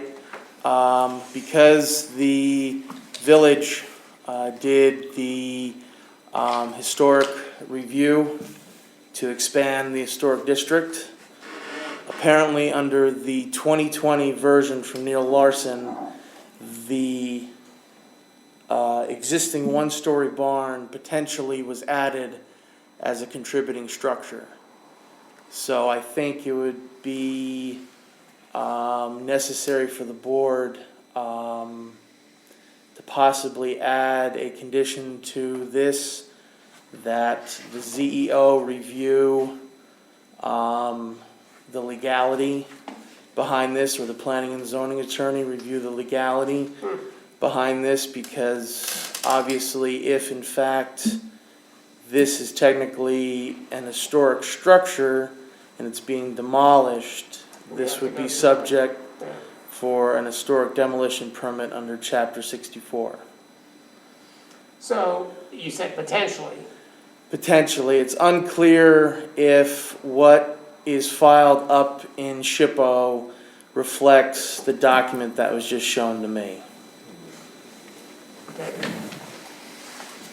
Well, maybe we ought to pause on this one to get a clarification on the variance, side yard variance and the rear yard variance. Sure. The square footage of the Second story. apartment Yep. as determined by the discussion with the CEO, and to determine whether this building would need a demolition permit under the historic preservation law, and come to us for that first. And I would ask that you confirm with the engineer whether this field could in fact be shifted another 2 feet. And look, if this is 10 feet, this looks like it could go a few feet. And you also have the option with the County Board of Health to seek relief on a setback from a field. Yes. Right. So in other words, that they might say, okay, we're going to let you have 8 feet here, and we're going to let you move this over 2 feet. You could probably gain another several feet and make the whole thing within setback. And the only issue then would be whether this little garage here is considered to be a historic building. But we might still need a side yard setback. It might, we'll determine exactly how much it is based on the comments you made here. But I'm not sure we can pull the building completely 10 feet off the side yard. But we'll come back to you. I'm saying if that field can be shifted, Yes. it looked like it had a bunch of room. If you could shift the field along the back a few feet, you would gain that many more feet.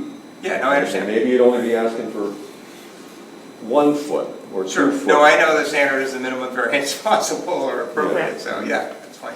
I think there's a couple unknowns on this one. Yeah. I have to delay any vote. Sorry. I understand. No, that's fine. That's fine. And Yeah, it's a lot. It's six bedrooms on the site. you've been through the historic preservation Yes. demolition process Yes. before, Yeah, so you sure. know what has to be done. You have Right. to prove that that building is not salvageable, Right. which may be difficult. Yep. Everything is salvageable, just how much you want to spend on it. Yeah. Well, it does look like it has a good foundation on it, unlike a lot of these. I don't know that that's the case, but, It's not that nice. we'll get What's information. that? I've been in it, it's not that nice. Okay. All right, well, it is, I'm sure the preservation person who wrote it up looked at it from the street and saw a 6/6 window Right. and sort of a loft, Yeah, it's attractive Carriage looking, house. I agree. a Yeah. door. Yep. It has that appearance of Right. being original Yep. before cars. And it looks like the garage door was sort of added later. It was certainly widened at some point. Yeah. So anyway, we will put this aside, table it. October 18th. And that you'll have to come back once the zoning enforcement officer rules on the square footage Right, and the, whether it needs a demolition permit for for the us. building in the back. Yeah, Sure. Okay. all right. Yeah, do you have any questions, Samantha, or is that the same? I don't think so. Okay. Thank you. Thank you.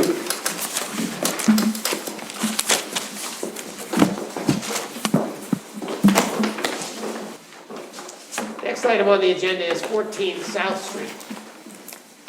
Site plan review in the historic district. Renovation and addition to an existing single-family residence.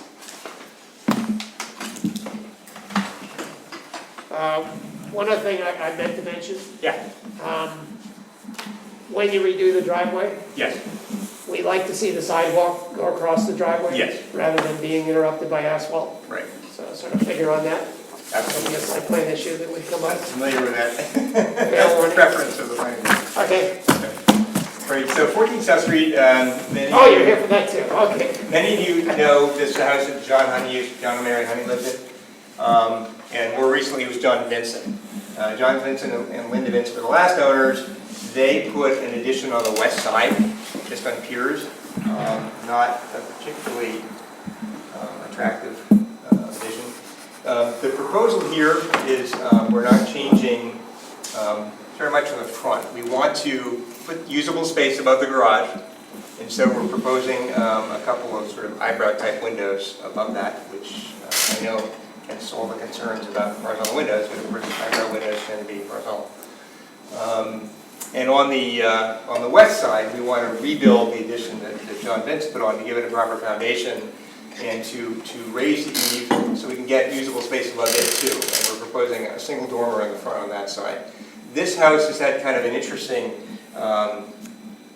evolution over time. I believe it was originally built as a cruciform plan, very similar to its houses immediately, its neighbors immediately to the east here. And at some point, someone filled in this corner of the front with a funny little rectangular window upstairs, which is a stair landing, and it's actually a very nice, gracious stair, as opposed to, I think the original stair was probably a very narrow winder, and that has almost a flat roof. And then they put this sort of, colonial or revival porch on the front, which was not originally there, because you have these very tall door, the fake door on the side, and then some tall windows. So I think the original theme of the house was kind of Gothic revival, but that's changed long ago. So this, and there was a bay window here in the front as well upstairs. So there's a bay window, there's this sort of colonial or classical porch. There's this funny little window in the stair, but now they're part of the history of the house and the charm and how things evolve. So, and the garage was also, of course, an earlier addition. So we're proposing again to raise the eave at the garage, have usable space above the garage with a couple of low eyebrow windows, to rebuild this addition no closer to the property line, so I don't think we need any variances here, but a little bit deeper because it's quite narrow front to back, and then but also to get usable space upstairs above that. So at the end of the day, we're going to take a house, it's a 3-bedroom house, and keep it as a 3-bedroom house. We're just creating larger rooms upstairs, because right now they're pretty small. So the first floor plan is changing very little. There are these 2 parlors separated by columns and bookcases on the inside, just kind of an interesting treatment. There's a large family room here in the back, which was probably the original kitchen. At some point, there was a kitchen added in the back, which maybe was the Honeys or predated the Honeys, with an access around to the garage. So I think this addition in the garage was all done at one time, and then this was the addition that John Vincent put on within the last decade. So the first floor plan is not really changing much at all. Upstairs, there's a front hall with a bay window, which doesn't show here because the section is cut below the bay. There is a bedroom and a back bedroom. And what we're proposing to do is keep a bedroom here, turn this back bedroom into a sitting room, but put a new bedroom here above the garage with a raised eave, and then a new bedroom here above this west addition. So there'll be access to the corridor. Right now, there is no access front to back except through these 2 rooms. So there'll be a corridor front to back into this suite, and then this back stair, which exists, will just come up into the sitting room and give access, sort of back access to these 3 bedrooms. So we're not increasing the bedroom count. We're just making more spacious bedrooms and some more spacious bathrooms.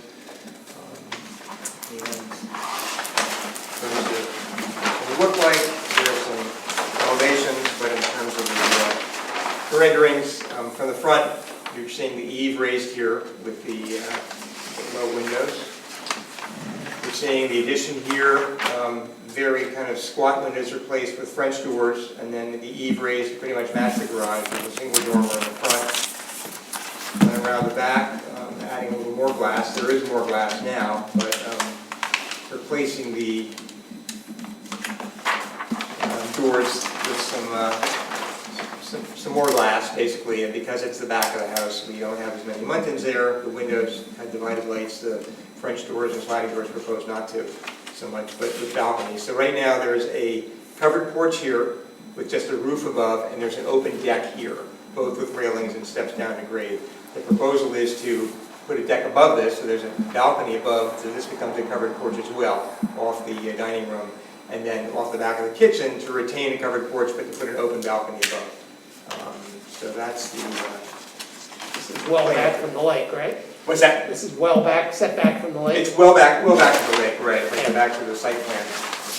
As I say, I think have variance concerns here. All right, for quite some distance. We're at 87 feet from the corner of the porch to the edge of the lake property line, and the house proper is 98 feet. We have 17.8 feet on this side to the walkers, and for some reason this wasn't, oh yeah, sorry, this is 16 feet to Robbie Schiff on this side. Yeah. I was curious, why on one side you have, on the addition, the second floor, you have eyebrow windows, and the other one you have a dormer, rather than do something that's a little more symmetrical? We certainly could do that. We looked at various different options here. The owner's preference was not to have the dormer here, but I don't feel strongly about it, so we could certainly do that. I mean, sometimes we like to have windows directly above the garage doors to look like barn doors, but we don't have the height in the garage. It seems like it's like a cruciform thing, it should be relatively symmetrical. But, Yeah. I'm not telling you how to Yeah, do yeah. architecture, I'm just Right, asking right. if there was a reason. Just because there are already some idiosyncrasies here, and the garage is kind of there, and it just seemed that for what we're proposing to do, that made sense as opposed to a single dormer. But if the board had a strong feeling that we should try to match it, this is a little closer to the front of the house than that back there. But sometimes Was there any thought? sometimes balance is more important than symmetry, but it all is, beauty's in the eye of the beholder. So. I mean, I understand, and I'm not asking you to change it, I'm just asking if there was a reason. Yeah, the owner's preference is what I would say. Yeah, okay. And was there any thought about the picture window or the bay window? Because that stands out as being the most intrusive thing in the architecture. Yeah, I know. I mean, it's one of those things, and there is a roof on this. I'm not sure why it's not showing the right.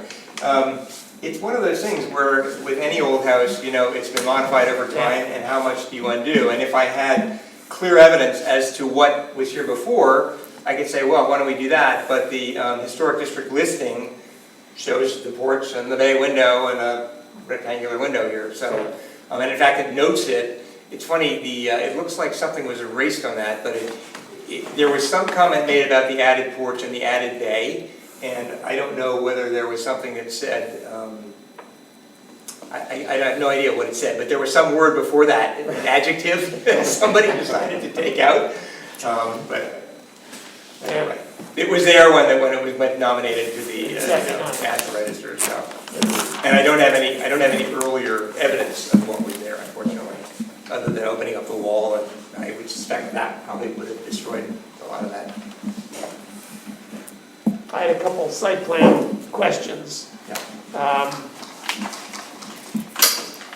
No sidewalk across the driveway again, Yes. Yeah. and the sidewalk needs repair. There's a big. It will be repaired if it hasn't been already. The owner just, replaced the sidewalk on Livingston Street, that little house that was redone, and would do the same thing here. Yeah, Bluestone. there's a really big root coming off one of the nice street trees, so you're gonna have to sort of ramp up and ramp Go up down. or around it, yeah. Or go around it, yeah. And then the other thing is the circular driveway, and it's really not necessary to have 2 curb cuts. I know some houses like it, and we can't require you to change it. But you could have the driveway come in on the east side and have that little backup thing in front of the porch, and then come back out and eliminate half your driveway and increase the green space. Right, that was another point that I did discuss with the owners, and they expressed a preference for keeping the driveway. Okay, well, there's a precedent along South Street, there's a few of those. There are 2, yeah. Yeah, so I'm not saying it's historically, probably the way that carriage used to work. In many cases, right.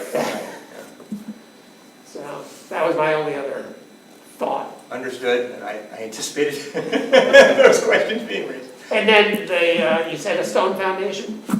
This one does have a stone foundation along the And you're gonna edge. replicate that on the new Yes, wing that's gonna have a foundation? yes, yeah, Instead of being held up in the air? right. Yeah, it looks a little cheesy right now. Okay. Do you have any color on why that was done? Was it budgetary, or was I'm there some sure, red flag I'm there sure, that they didn't want yeah, to- I know, there's, I mean, there's, yeah, I think it was just to do it as inexpensively as possible. There are other indications of that. Did this have two doors in the front? It has one that's blocked off. Yeah, it's I don't think, it was never a two-family house. So those shutters might have always been there, or maybe they had a long window at some point. Yeah, it's a little weird. There's some other very strange things in that house. You know, on the side here facing west, in the bathroom in the middle, there are Gothic arch windows, the only Gothic arch windows in the house. There were some others that were round top on the side. And it's been blocked by the roof of that side addition. So you can look out the window, and part of it is in the attic of the addition, and the other part is over the roof. So, not a nice detail. So is this will be the front door, this one here? That will continue to be the front door. That is now and will continue to be the front door. And this is what? It's just shutters. I mean, I think it's a solid wall that they don't open. It's a decorative element on the front of the house. Closed shutters. No, there was something there right now. It's shutters. It was built that way as a wall. I mean, there are various houses in Rhinebeck, including mine, that has shutters on the side to create a symmetry, but there's no window behind it. It's just a wall. Oh, I see. So there's no evidence it was ever two-family. No, that was not a deal. It's odd. Yeah, but again, Robbie Schiff's was a two-family, but it has a similar detail. Yeah. And what is the siding now? The siding is actually a mix of different clapboard. I don't think there's anything synthetic, and we'll continue to work with clapboard on this. That's the wrong house.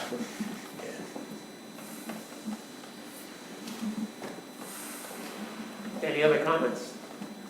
Just a procedural question.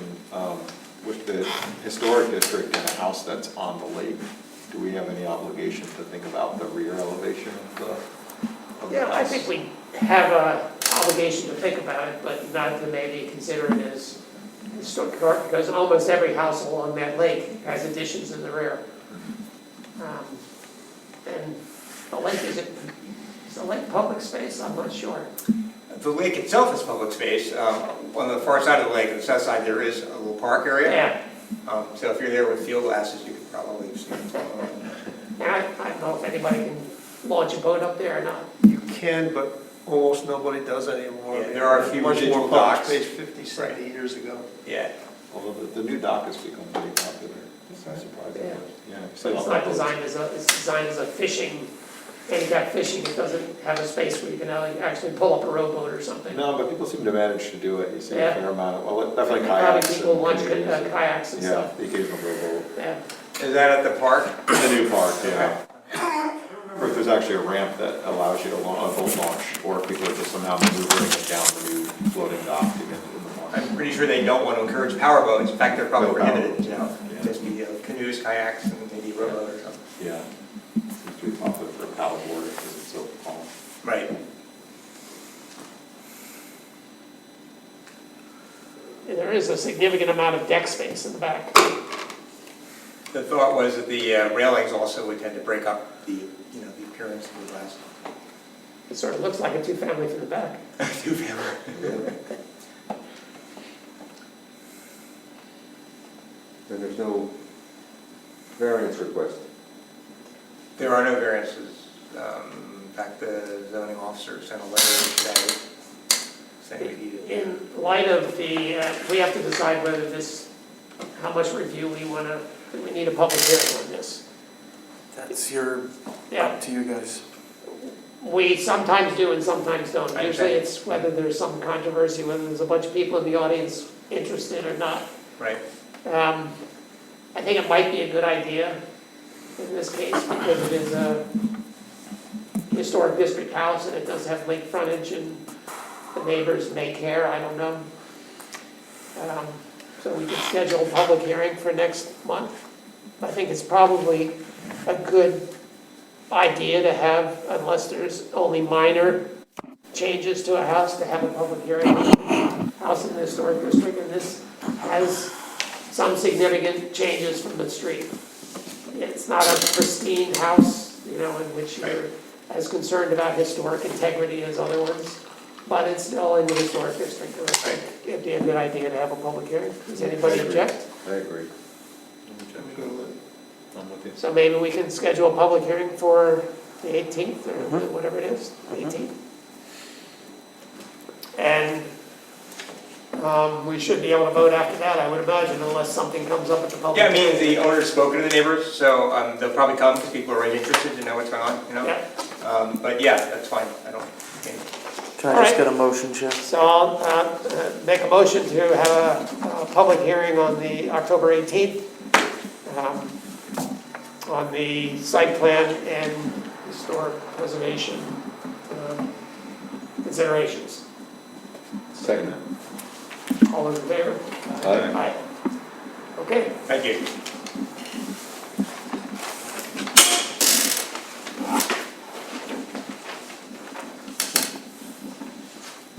So that's the end of the agenda. That's it. We did pretty good. Yeah. We don't have any minutes, right? Unfortunately, we don't know. Miranda has been sort of sidetracked on a different project going on in the office, so I don't know exactly where she is at with the meeting minutes. Okay. Anything else to be discussed?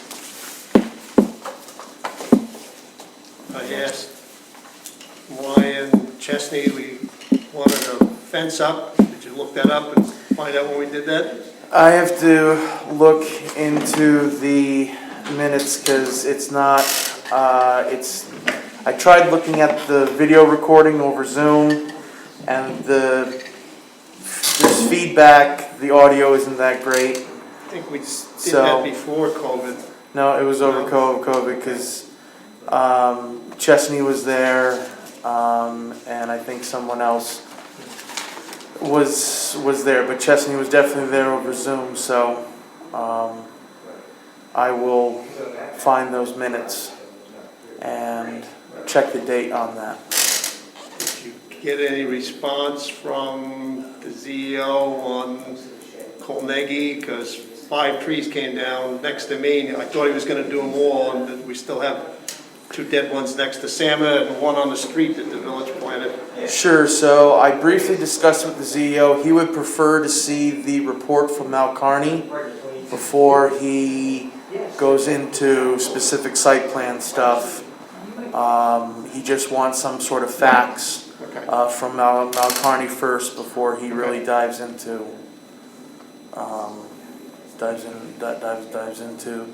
site plan, possible site plan via violations and, things like that.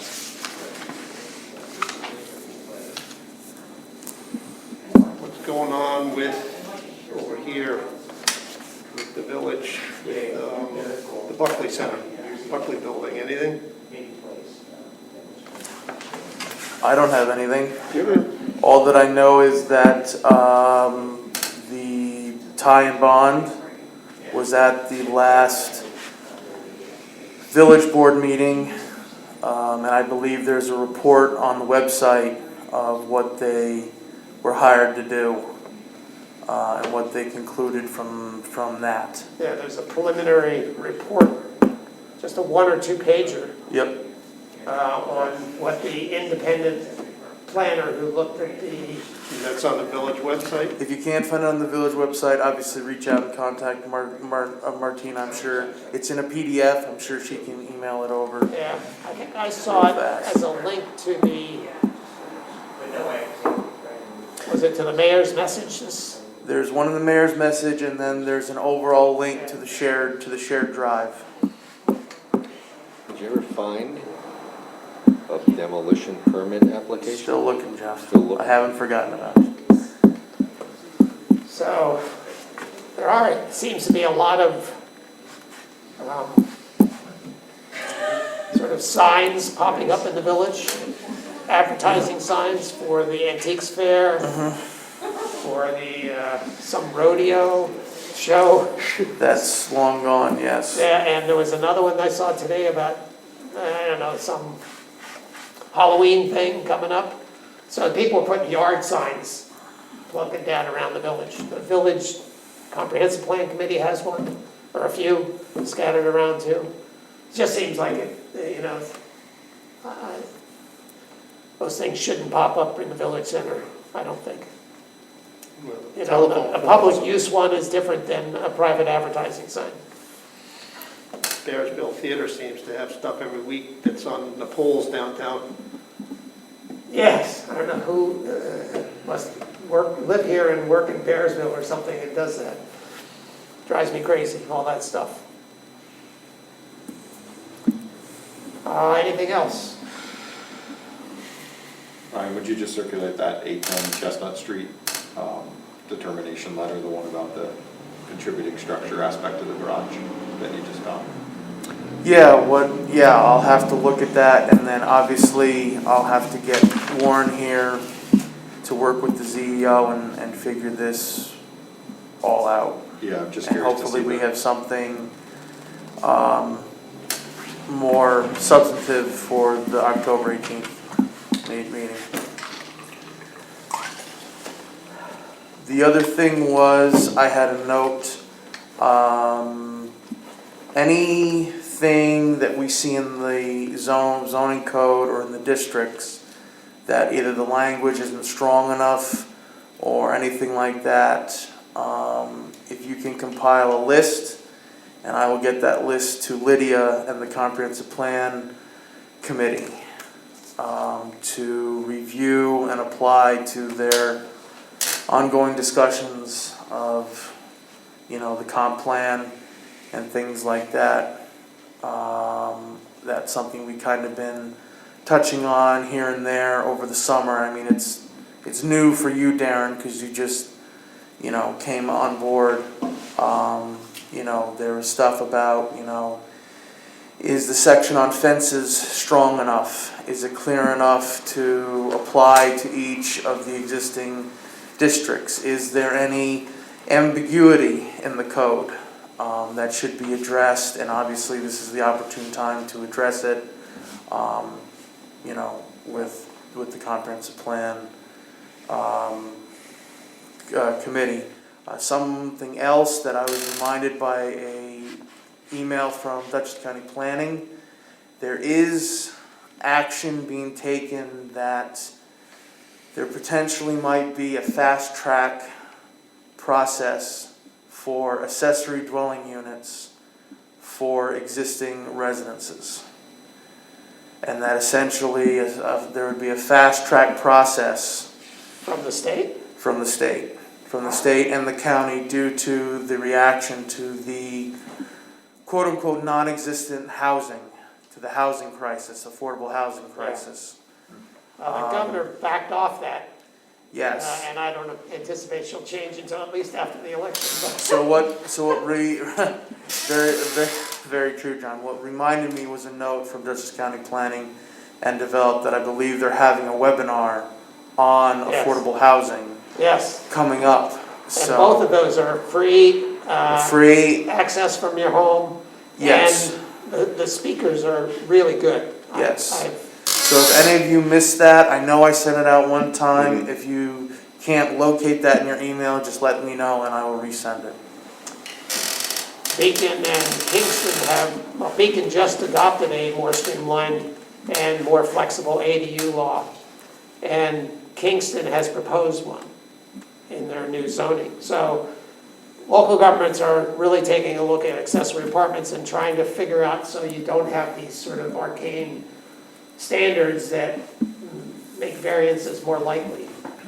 To make them either administrative review if they meet all their requirements and having much more flexible square footages and less of the special permits and things like that. John, do you have a final draft of what Beacon approved? Yes.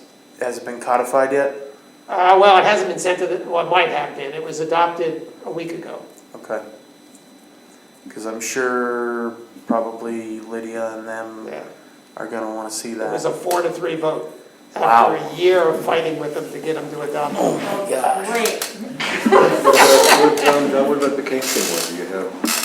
That's online. If you go to engagekingston.com, they have a whole form-based radical change in how zoning is done. You're doing form-based zoning? Yeah, and it's done by one of the top planning firms in the country. I mean, they're spending gobs of money over there on the zoning code.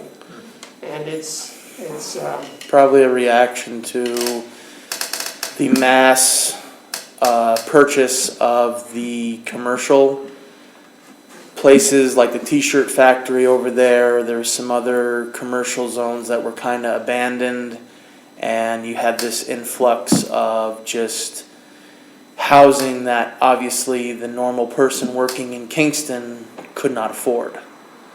So I think it's a reaction to that.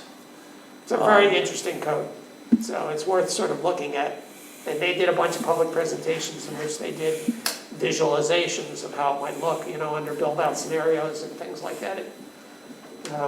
Dover Cole, the firm who's doing it for him, is top-notch stuff. So Motion it's to worth adjourn? looking at.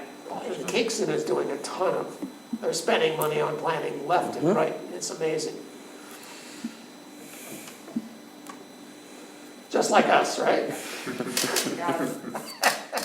All the money.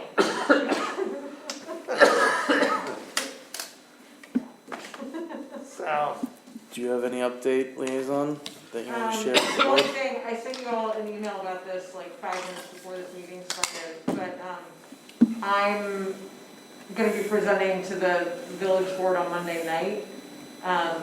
We're gonna begin the process of discussing this historic district. So with the information that Jeff helped unsurface during the historic district working group conversations, thank you. I'm gonna be basically presenting them with like a just the facts kind of presentation of what the new district is, how it currently is dancing with our laws and our district, and you know, what we can do. So that's gonna be on Monday night. At 6 p.m. is gonna be the public comment on Father Brogan, so if you only want to attend the historic district conversation, don't bother showing up until probably at least 6:30. Yeah, so that's going to begin the conversation at the village board level about what to do about the historic district. But what happened tonight with 8 to 10 Chestnut was actually a really good example, because our lawyers have told us that even if it's not on the 1979 map, if it's inside the existing historic district, or if it's a contributing building in any historic district, state, federal, whatever, then the property is subject to Chapter 64. But 12039, which is your authority over historic districts, is specifically pegged to the 1979 map. So we have some buildings that are currently historic according to Chapter 64, but not historic according to Chapter 120-39. So at the very least, we need to clean up that conflict. But then, of course, obviously, the new district is much bigger, and also because it extended from 1930 to 1970, it captured a whole bunch of new properties, both in the expanded areas, but also in the original area. So there's a lot of moving pieces with it. yes. That's going to be what time? The historic district portion will be at 6? Well, I mean, the whole meeting starts at 6, Oh. but Okay. it'll be after the Father Brogan part of it. Yeah. Is Panda going to record? I'm assuming. I'll make sure. Well, I was going to say if not, I'll bring my camera. Oh, thank you. But Is this if they're Monday? recording, I won't. Is this Monday night, October 3rd? Yes, Okay. yes. I know, usually we don't do Monday nights, but court and all the rest of it, so.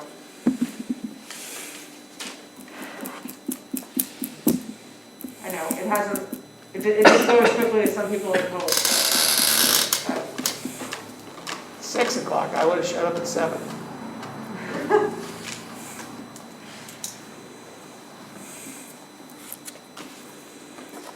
So, does the village have any role in that hamlet at Rhinebeck project? No, but Elizabeth actually just invited me to join their working group.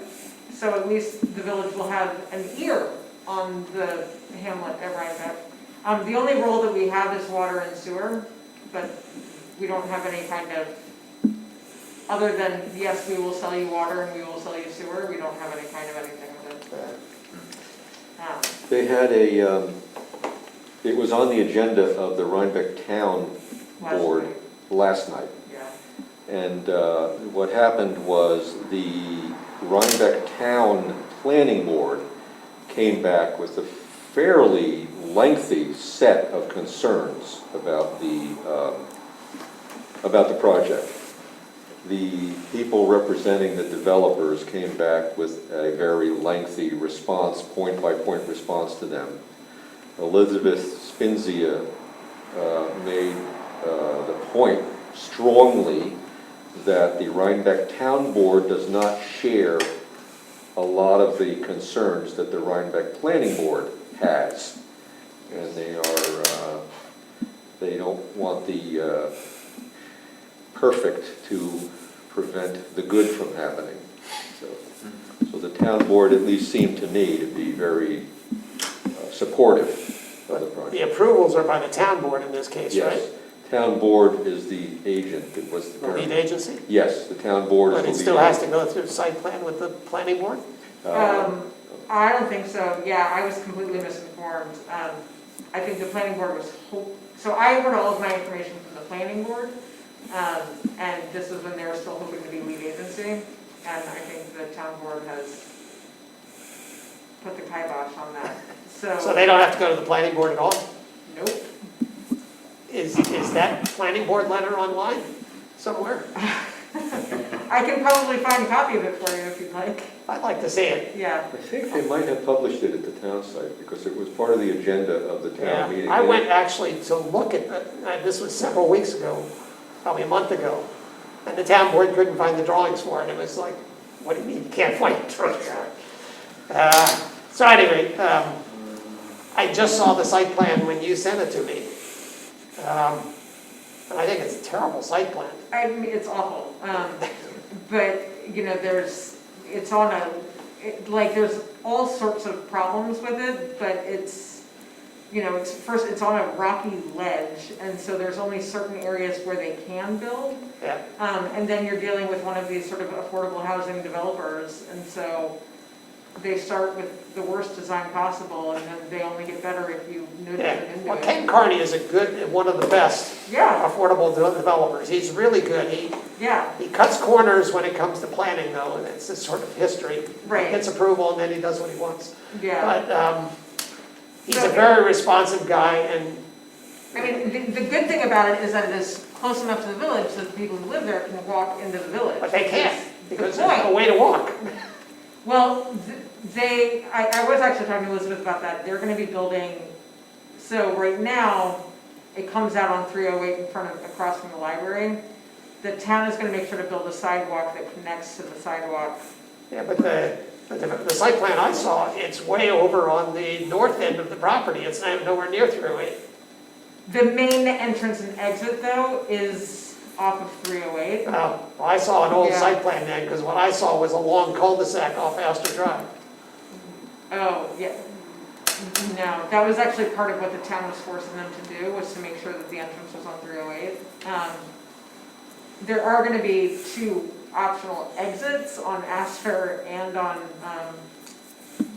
not River, just Astor probably. Yeah. Which, you know, everybody at the woods and the gardens, they're furious about.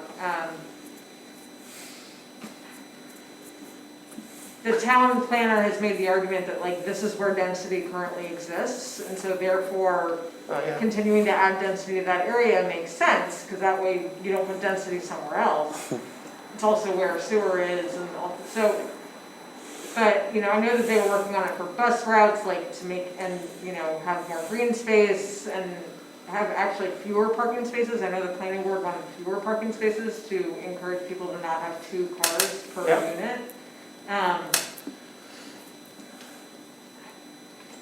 I'll know more once I go to my first meeting. Okay, yeah. The plan I saw had a long cul-de-sac on Astor and had no frontage on 308. Oh, yeah, that's an old, that must be an old plan. Oh, Because I do know because that was terrible. Yeah, And they, because, you know, it repeats the Wells Manor mistake of right, having no walking connection to the village. right, right, So it should come off 308. yeah. And And the same, the hospital sold, I don't know if you know about this, but the hospital also sold land to the people who own Wells Manor.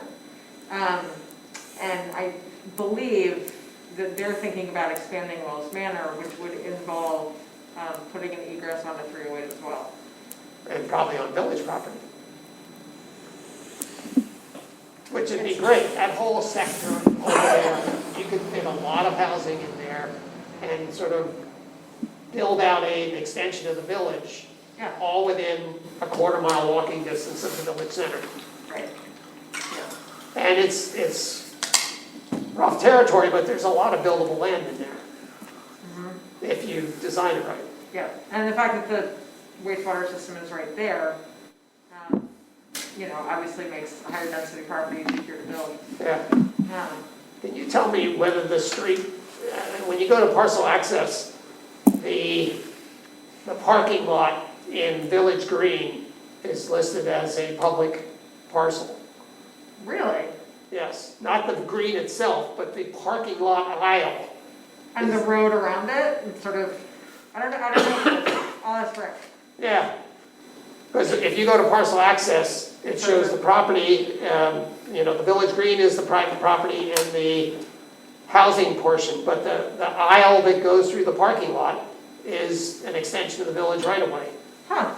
I'll ask. And I always thought that you could connect Wells Manor To to the Village Green and create a direct access without a lot of, you know, Yeah, you probably could. circuitous neighborhood if you own those streets. Right. I do know that the people who own the house that dead ends, On Oak, yeah, Prospect or, not Oak, but the one that's just off of West Chestnut that Marie Trombini lives on. Prospect. Prospect? yeah, it's just the extension of Oak right there. The people who own the property at the end of that road, they've put up all sorts of fencing to prevent, you know, Yeah. Village Green from walking through their property to get into the village, but, But there's also a wetland right behind that too. yeah, So that makes it really hard to access the village there. right, So the two options are either through the Village Green, if you could get it, yeah, or through, on 308. yeah. And the Village Green would be more direct for Wells Manor people at least. It would, yeah. Yeah, because right now they all just walk up Astor and then, yeah. And go it's around a big Robbins U-turn. Farm. Yeah. So, all right. Okay. So, motion to adjourn at 9:22. Motion to adjourn? All those in favor? Aye. Aye.